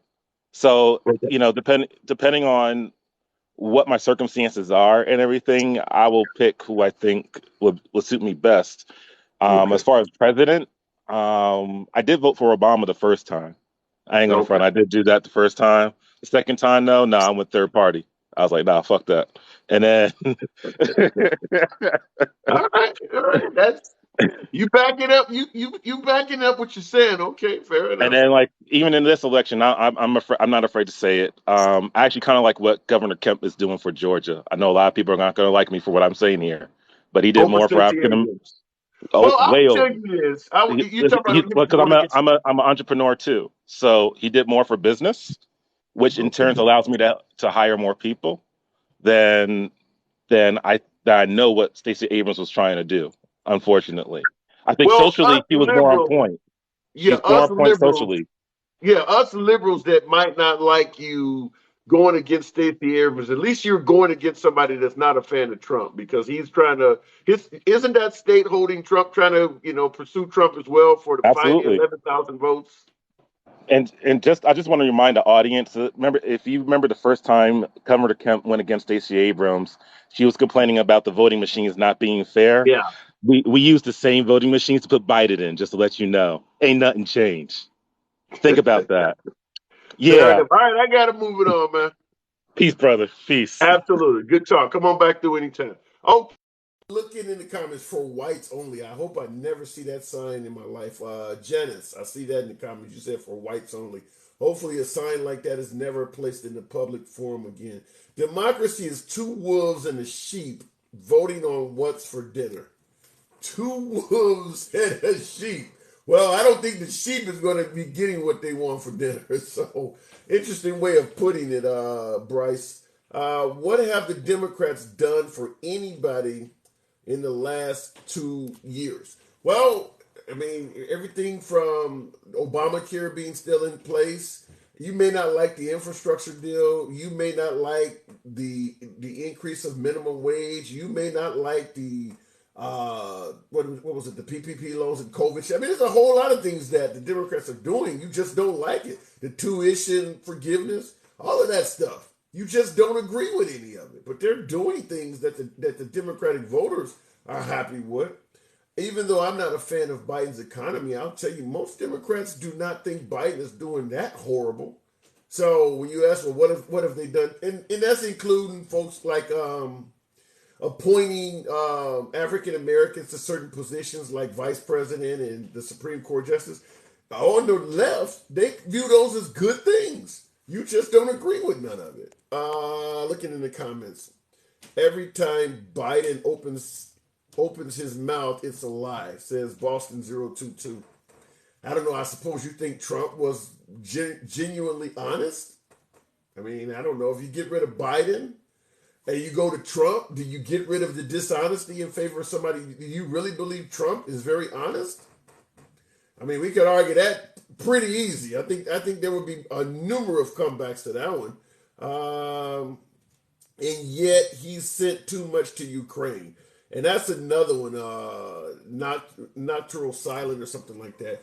In regards to the Ukrainians, here's my issue on that. I understand folks on the right believe that the money being sent to Ukraine could help veterans or homeless or any of this other bullshit. But at the end of the day, Biden has a double-sided coin. If he sends money to the Ukraine like he's doing, the right-wingers are going to talk negatively of him because you don't want the money going to the Ukraine. If he stops sending money to the Ukraine and the Ukrainians end up being conquered by Russians, whereas Vladimir Putin now becomes bigger and more stronger with conquering the Ukraine, you guys are going to point that out as a Biden administration failure. Under Biden's watch, the Russians got bigger and stronger. So it doesn't matter which side he goes with this, you're going to criticize him. He literally cannot win on that issue. Because yes, if Russia conquers the whole of Ukraine, their country gets bigger and stronger. And there's no way you're going to look at Biden and say he's not responsible for that or give him a compliment. You're going to say he sucked. He let Russia become bigger and stronger. So it doesn't matter which way he goes with that. He's going to lose. Jay Schmo Guitar Show. Welcome back to the program. Schmo, good evening. How are you? I'm doing good. Good. What's on your mind this evening? Well, I think when they say we're voting to save democracy as the Democrats, that's false. I think you'll agree with me. There has to be balance. And a lot of times when you have one party rule, things don't go good. I don't care which one like that. Yeah, I use that same argument when it comes to getting rid of unions. I use that same argument with states' rights. Yeah, when you get rid of you need a push-pull system. When you get rid of one side, the other side becomes corrupt. And that's what's happened with getting rid of unions. The corporations have become corrupt. Getting rid of the federal government and putting rights back to the states. Yeah, the states will become corrupt. So I agree with you 100% there.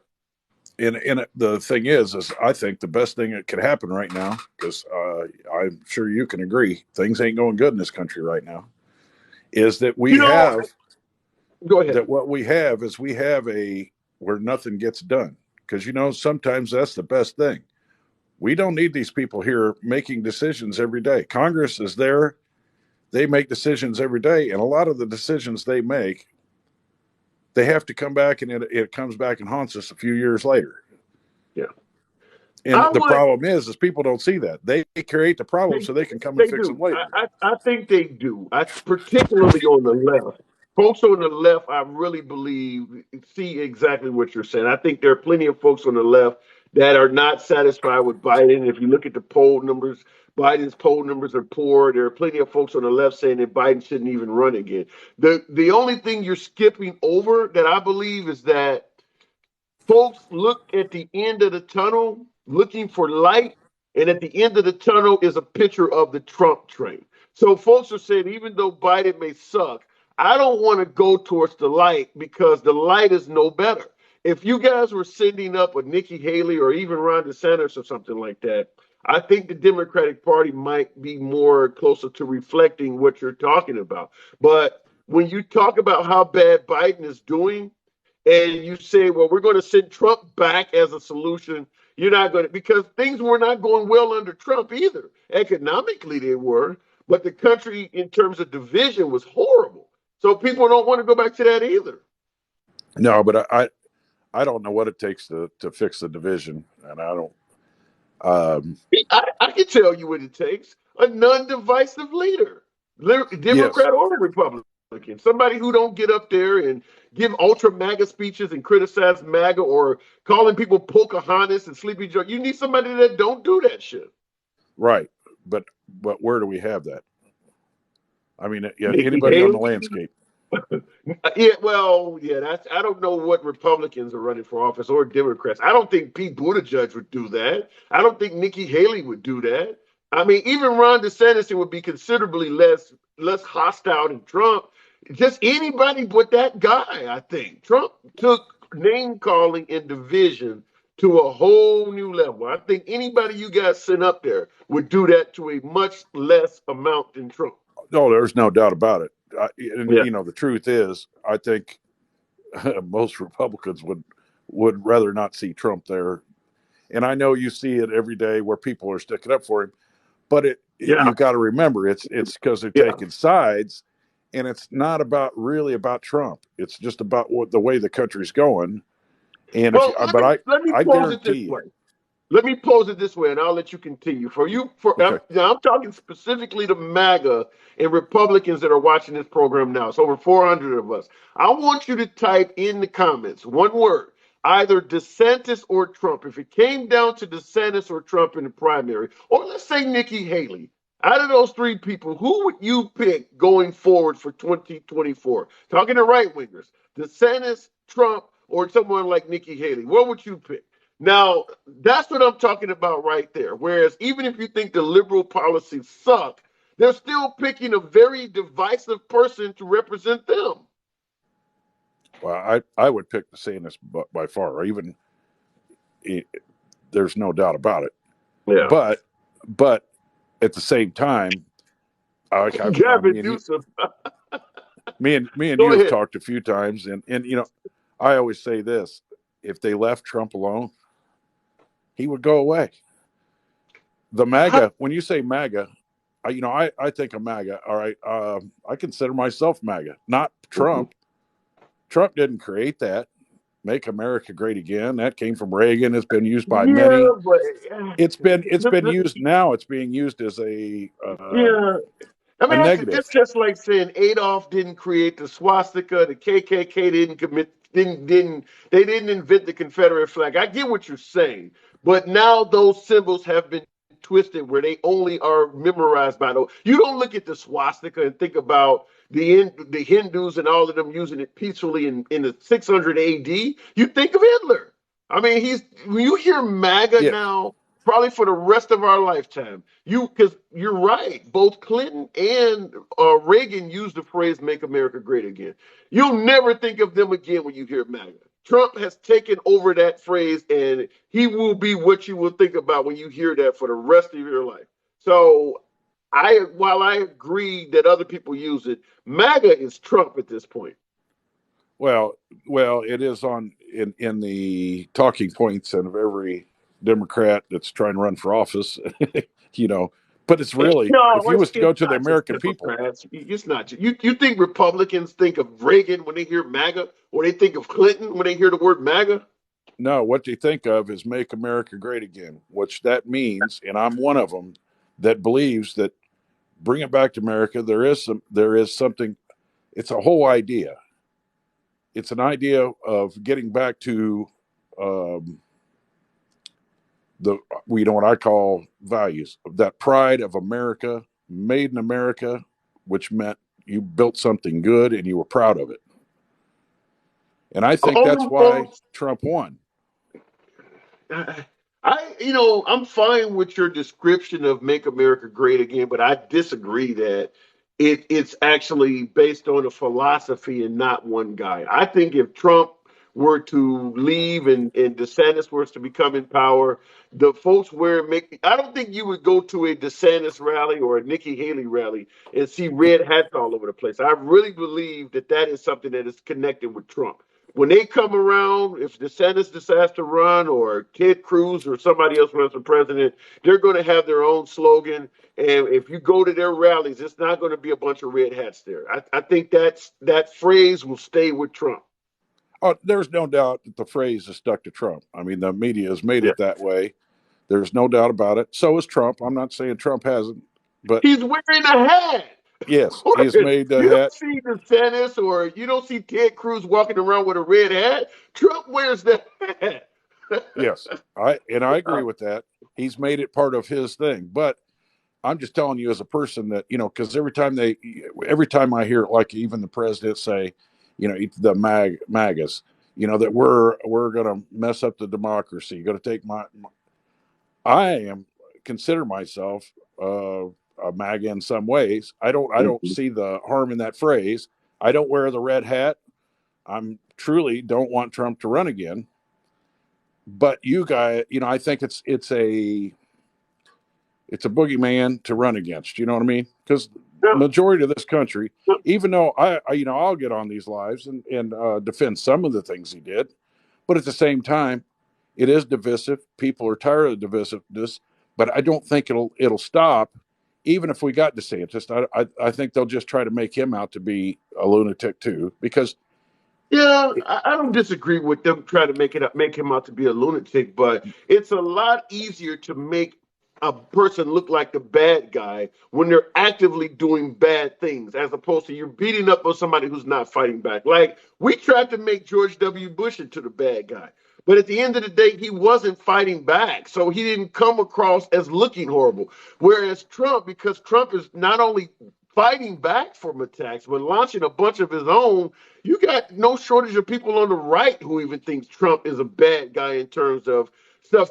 They like his policies, but even they're like, this dude he's off the cuff, he's flamboyant, he's boisterous. Even folks on the right believe he's wrong. So yes, I'm one of them. Yeah, exactly. So if you get somebody on the right that can get in there and get the same policies as President Trump without all the crazy ass rhetoric and name calling, yeah, we're going to demonize them. That's politics, but it's not going to look anywhere near as bad because you're not going to have so much damn evidence that the guy is a sack of shit. Trump, you got actual evidence because he keeps going on TV and saying stuff. Yeah. But and I agree with a lot of that, but I think the media plays a part in that. They want to keep him relevant, and even me as a person that don't want him around again as a president.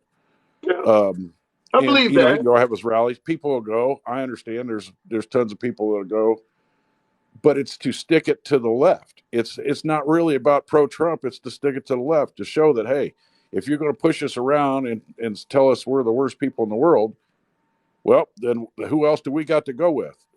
But when they were saying that Obama was born in Kenya, or Fox News was making fun of him because he was wearing a brown suit or not showing up on television with a flag lapel, you notice Obama didn't get up there and call everybody names. When Kanye West said George Bush doesn't like black people, you notice that George W. Bush did not attack Kanye West back. You don't have to show up to every fight you're involved in, is the point I'm trying to make. No, I agree with that. Yeah. But at the same time, like you had a couple, what was his name? Something Camp was on here. Caveman. Yeah. That was just on here about 3 or 4 people ago. Yeah. And when you talk to him, you see that, he's just the other side of the right. He's just the opposite of the right. He thinks there's no value in a Republican whatsoever. And the truth is, that most Americans, and most people will agree with me, most Americans want the same thing. We don't care what color you are. We don't care where you come from, nothing else. I don't know about that. I'd say we want the same thing economically, but once you get away from economics and safety, we all want to be safe. We all want economics, but I won't even say we all want life, liberty, and the pursuit of happiness, because most of America's history, a large portion of the citizens were not entitled to liberty and the pursuit of happiness. So, no, I don't know if I would agree we all want the same thing. But see, it took people, but it took our people the same people in them time periods that changed it. It ain't even changed now. You think that we all want the same thing for women's rights or for LGBT rights? There are plenty of people that still want their rights to be prevented from materializing. Well, see, my thing is I don't see where the LGBT community has any less rights. Actually, I don't see that anybody in this country right now has any less rights than others. Now, I see that maybe it's not held to the same. You have in the law, you have the same rights. That doesn't mean that there's not bad people out there that are not upholding them rights, and we should hold every single one of them accountable. And I don't care what side they are. Here's what I'm and there talking is about problems. Here's what I'm talking about when I say less rights. Just like they're rolling back Roe v. Wade, Obama just gave LGBT members the right for same-sex marriage in 2015. If they can roll back Roe versus Wade, they can roll back same-sex marriage. As folks always say, it's not in the Constitution. It's not you don't have a constitutional right to marry same-sex. And just like they were telling us a few years ago when we were suggesting that by Trump appointing Supreme Court justices, they were going to roll back Roe v. Wade, people were like, well, you liberals are fear-mongering. Well, now it's happened. So now when we say they're going to roll back LGBT rights, we're getting told the same thing. Well, you guys are fear-mongering. But they're actually talking about it. They're actually talking about it at the SCOTUS. They're discussing this stuff. So I would tell you that, yeah, there are people who do not want everybody to have life, liberty, and the pursuit of happiness. I do believe that, even right now in 2022. I believe the same thing. I do agree that people don't want it, but I think in the law right now you have equality. For women trying to exercise pro-choice rights, you think they have equality right now? Yeah, because everybody's mad at the Supreme Court, but the Supreme Court actually came to the correct decision. They gave it back to states. The thing is, it should have been codified. It should have been made an amendment a long time ago. But you're the saying will hasn't right been there. now, you're saying right now, this moment, right now, a woman wanting to make a pro-choice or pro-life decision, you're saying right now she has equal rights. I don't know if she has equal rights, but that's the problem. How do I put it? She doesn't have unequal rights. She has the right to go out just like I do and make the lawmakers uphold the Constitution. And see, I think the thing is that it's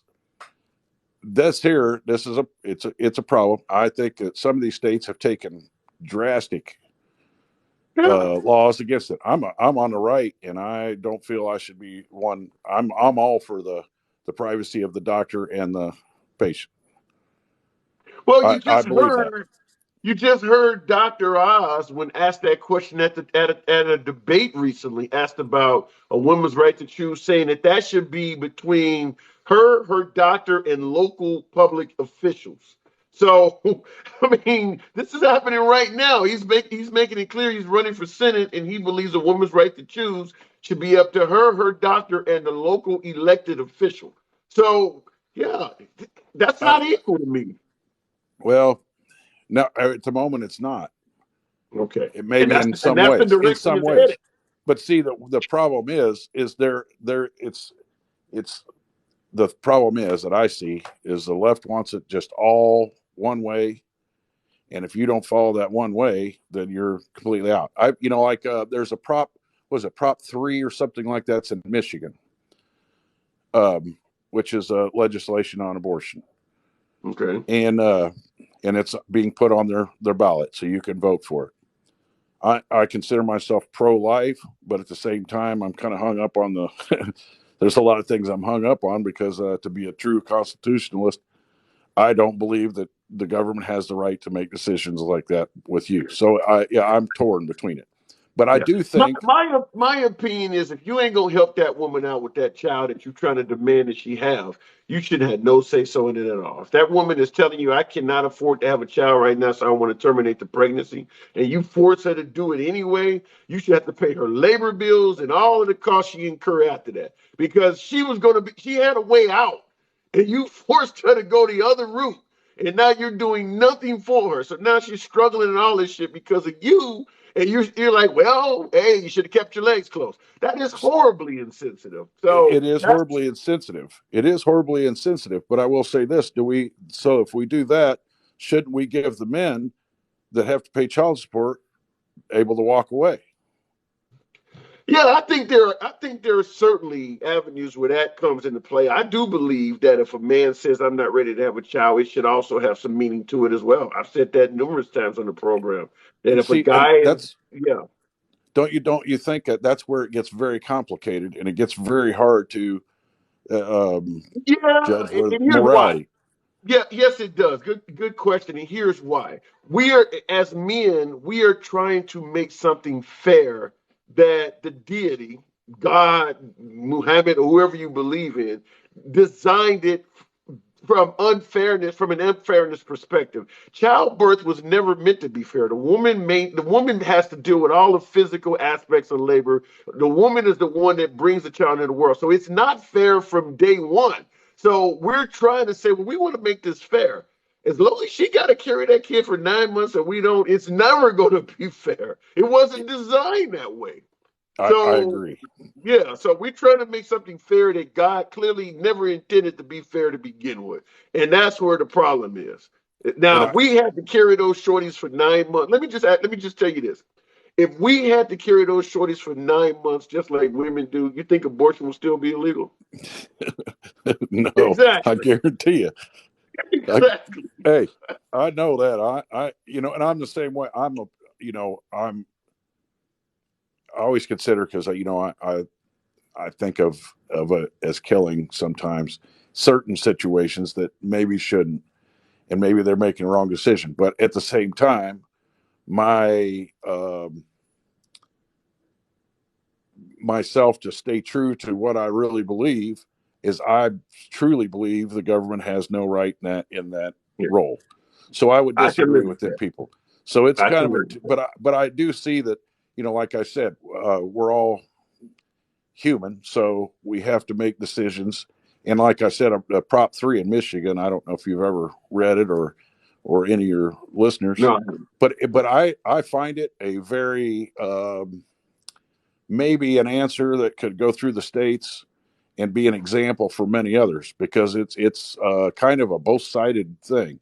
Nobody's going to get everything they want, but there is limitations in some ways, and then other ways there's not. And I'm curious to how that turns out. I don't live in Michigan; I live in Illinois. well, okay, fair enough. I got to move it on, but yeah, until you give somebody 100% control over what they do with their body, they're never going to be happy. I don't care if you're giving them 90% control. You shouldn't have that 10%. It's their body. I got to move it on though. Okay, but last word, just shouldn't we do the same for vaccination then, all the way across the board? And yeah, there's a lot of people making that argument. That's why there's a hell of a lot of people that are unvaccinated. I Yeah. got to go. Catch you Okay. later. See you, buddy. All right. Hey, good talk. Let me stick in the comments. Save Democrats is what you mean. I don't get that point there. Banning abortion will not stop abortion. That is 100% correct. And I believe the anti-abortion folks know that. What's going to end up happening is you're going to start having a lot of women being severely mistreated in regards to the criminal justice system. It's going to be women getting probably some type of legal punishment for self-abortions. A lot of women in this country right now have abortions by using pills. You take a pill and it does, it induces contractions, prevents the embryo from attaching to the lining or whatever. Abortion is performed with pills in a lot of cases, and it's going to lead to a black market of those pills. Once again, just like with the war on drugs, a lot of needless incarceration. You have a way right now where things are being done safe and clean, and you're going to literally push it all over to the black market. Just like the difference between alcohol prohibition and what we have now. Nobody stopped drinking. It just became a far more violent way to do it. Because if you make a black market for abortion pills, well, then violence, guns, and gangs come into it because everybody want to make money off of it.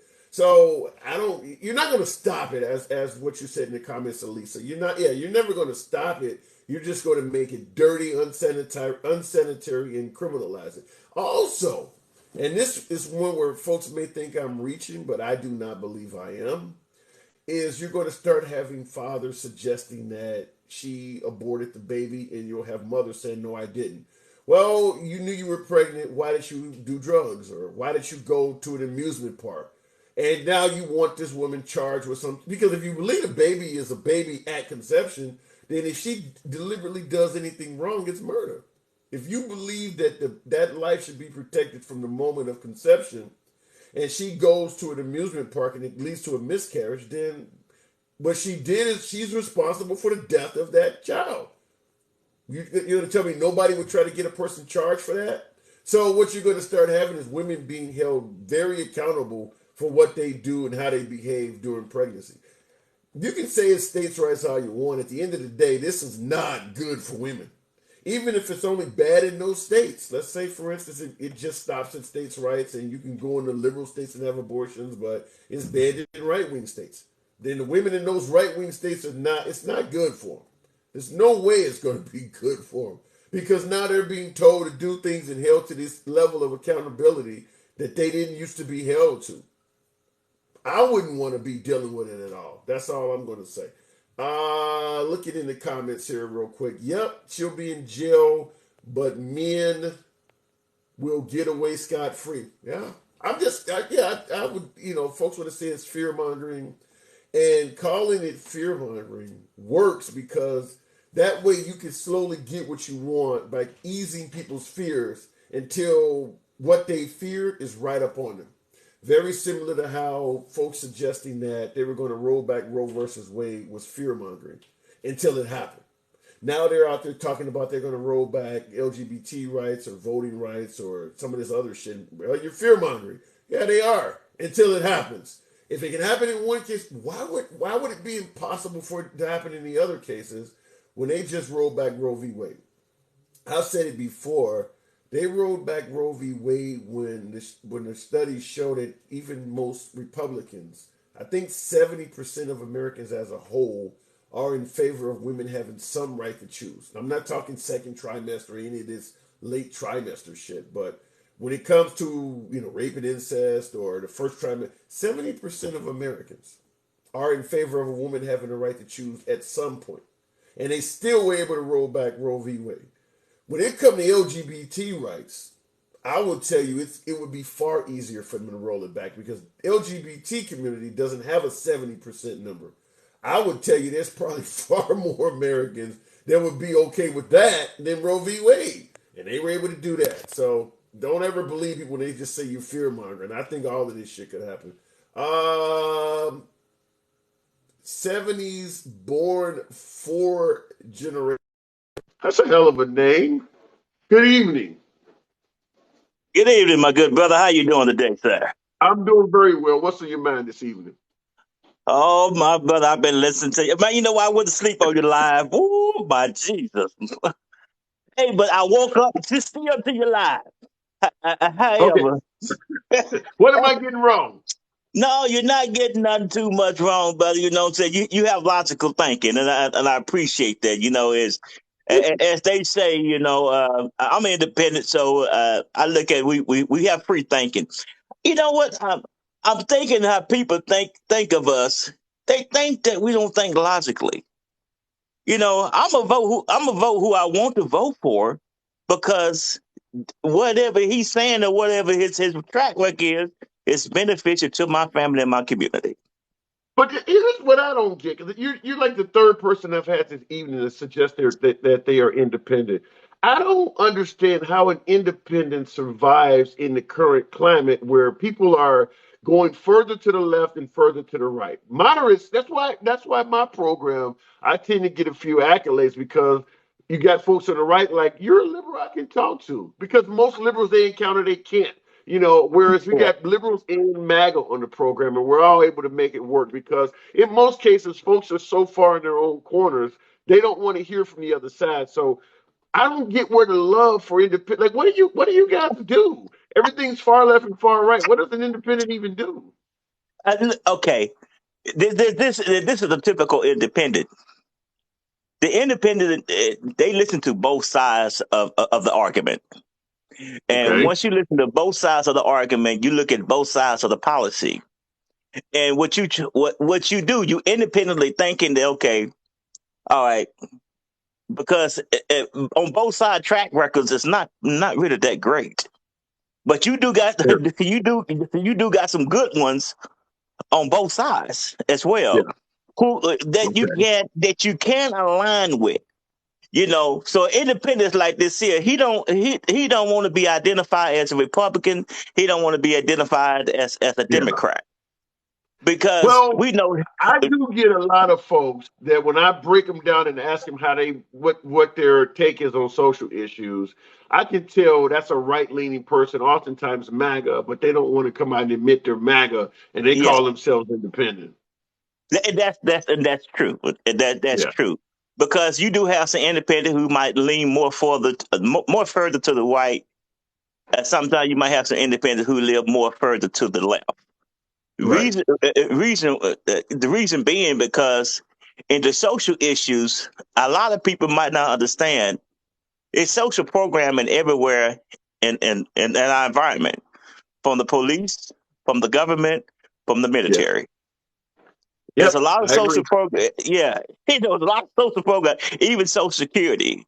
When you Yep. retire from your job after 20-something years, and you retire, and then if you're old enough and you're 65, you can go ahead and go get your SSI. Okay. And to me, that part right there has been threatened by rhetoric. Nothing have not been done yet, but it been threatened by. Rhetoric from which side of the aisle? Well, to be totally honest about it, because I'm an honest person, it's all on the right now. Okay. It's from the right You're side, saying that the right. You're saying that the right is threatening Social Security. Yes, because they Yeah. talking about they talking about cutting it in half, getting rid of it, however they want to however they want to slice that pie. Saying they want to slice that pie. Yeah.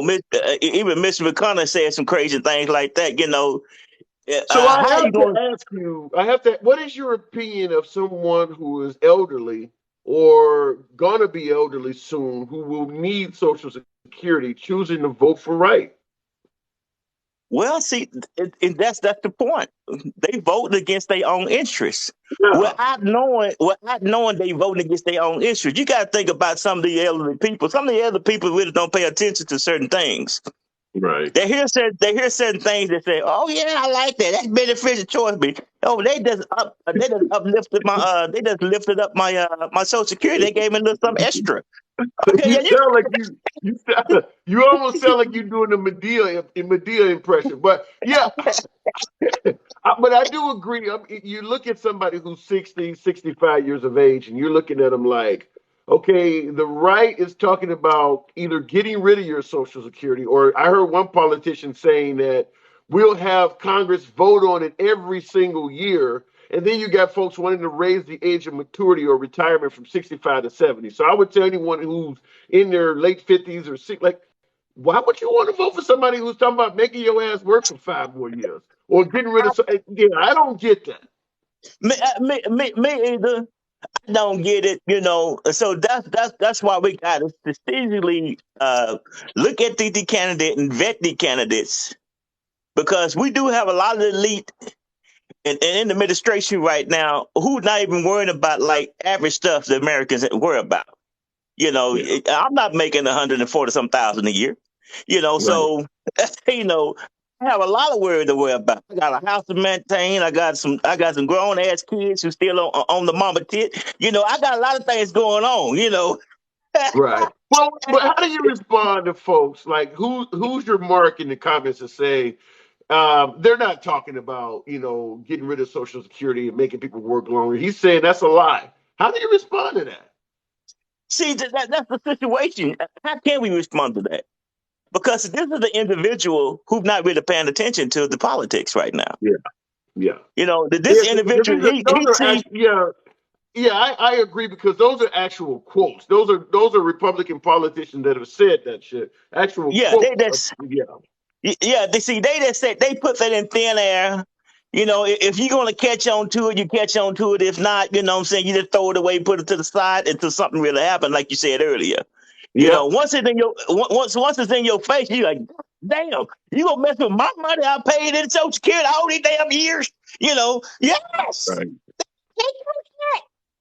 Because Yeah. see, And unfortunately, by the end, it's too late to do anything about it because it's right up on you. Like you said, you got to pay attention to it.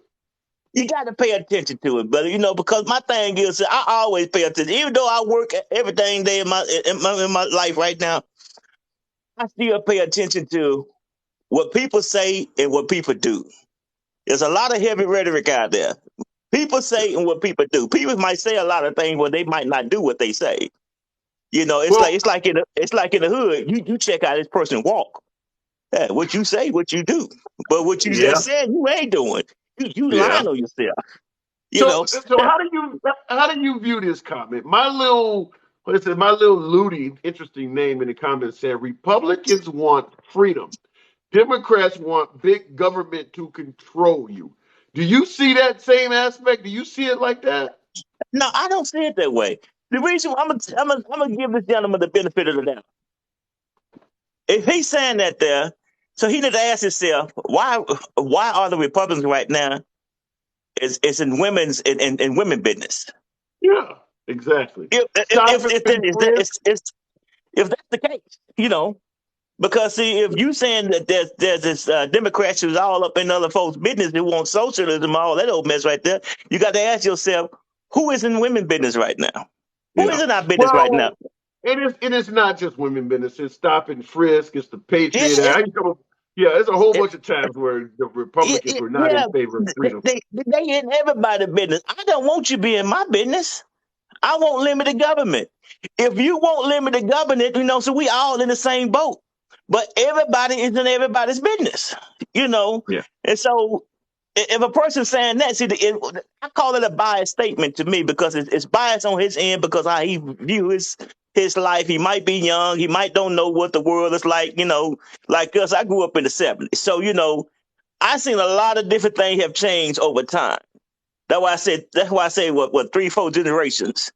Yeah. Let All me this ask you this time, then. Considering how much you've seen, because I had an African American on here a few callers back that said he believes both parties are anti-black. How do you view that? Being a minority, do you think either one of the parties are better for minorities, worse for minorities, or do you believe they treat minorities equally? well, you know, okay, let me break it down this way because I understood because I caught that when I woke up on that young man when he was talking about that.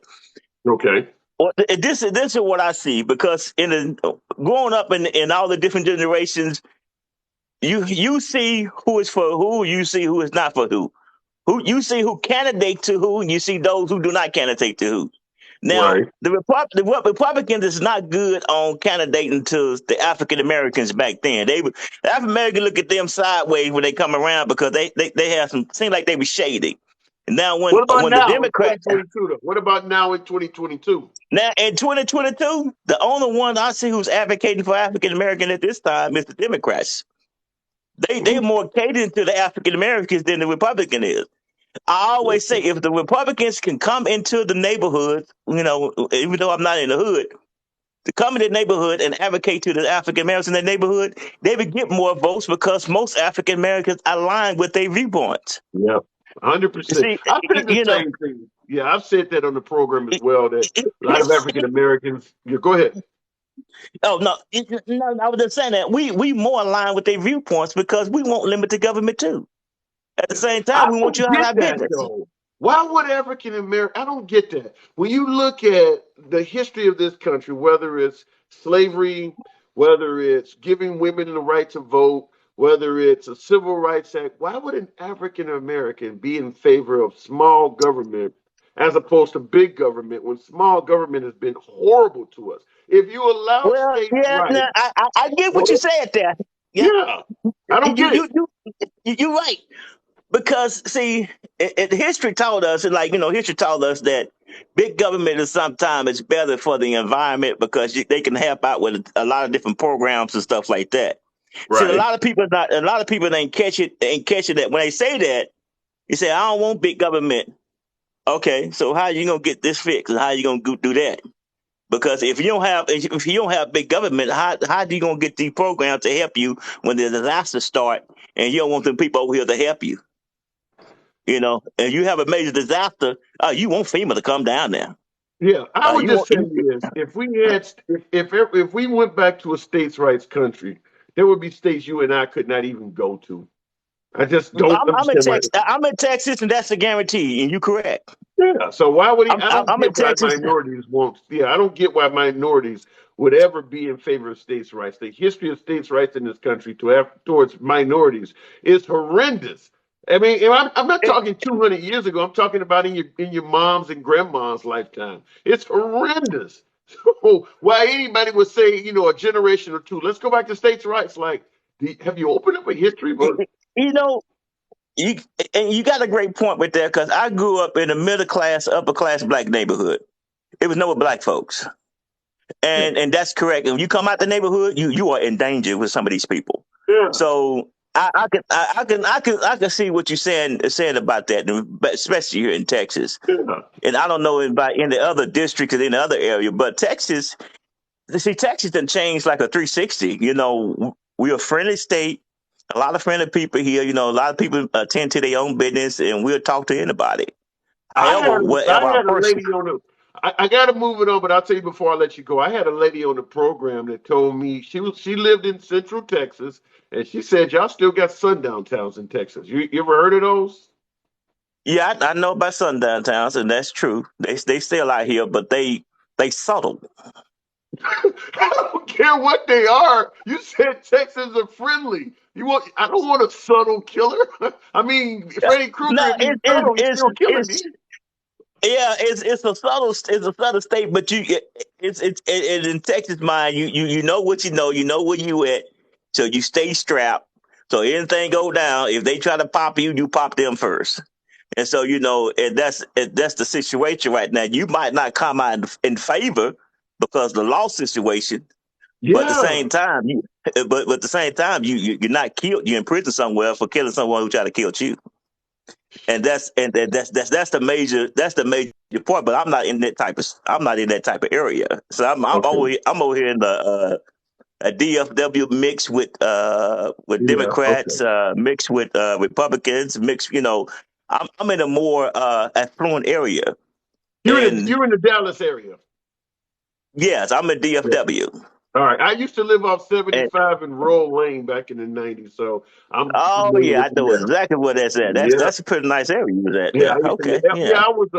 I was a telecom engineer working in Richardson for a company called Alcatel that used to be out there, and I worked for WorldCom before Bernie Madoff or whatever ripped everybody off down there. But I got to move it off, man. I got to move it on. All right, brother. You have a beautiful and blessed day. I'll still stick around. Look at some of these beautiful comments these brothers putting out there. Yeah. Absolutely a pleasure. Good talk, man. Good talk. Folks, unfortunately, though, I'm going to have to terminate the live. For some reason, my internet is down. I wanted to play you guys a few clips, and I'm not because something is going on with the internet. I wanted you guys to hear something. But at the end of the day, the question we were asking is because you hear this every election, you hear folks say that this is the most consequential election in our lifetime. What do you think? You think that applies for real this time? Do you really believe that this is the election to define all elections, whereas, as I stated before, democracy is on the line? 3 days, is it? Sunday, Monday, Tuesday, 3 days into the midterms. 3 days. Red wave. Michael Moore, of all people, believe it or not, is predicting a blue wave. If I'm a betting man, I'm 2-1, 3-1 that he's wrong, but he's predicting a blue wave. As a liberal, you know what I want. But looking in the comments, you guys are saying vote red, vote blue.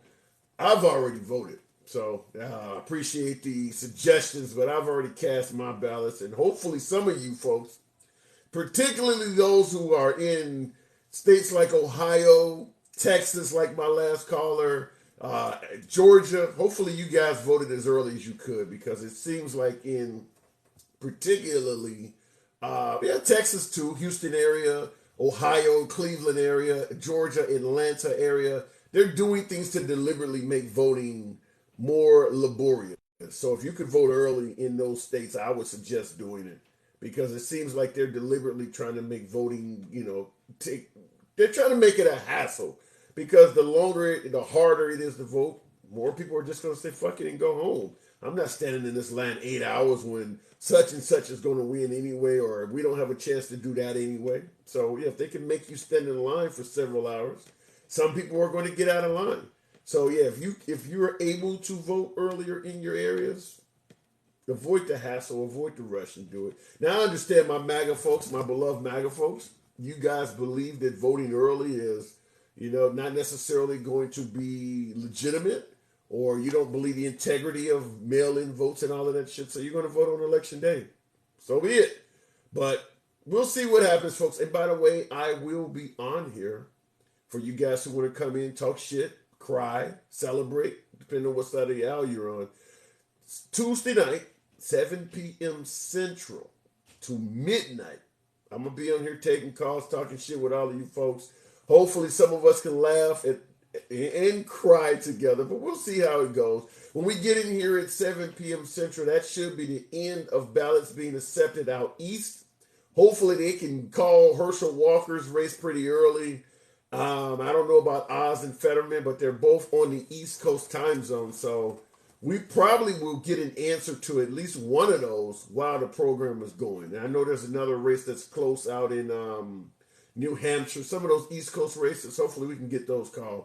But we'll see what happens. Anyway, it's your boy Tim, the Handsome Liberal. I have got to, like I said, because for some reason I don't have internet on my site here. I can't do what I really want to do with you guys. So it is what it is. So I will catch you guys tomorrow evening. 7 p.m. Central is what I always say. Until then, you guys stay safe, stay politically involved, and we'll do it again soon. That's tomorrow, and that is it. Okay. 5, 4, 3. That's tomorrow, and that is it for us today. And we will leave you with a... I can't do it. Okay. We'll do it live. Okay. We'll do it live. Fuck it. Do it live. I'll write it, and we'll do it live. Right. Fucking thing sucks. In 5, 4, 3. I can't turn this down. That's tomorrow, and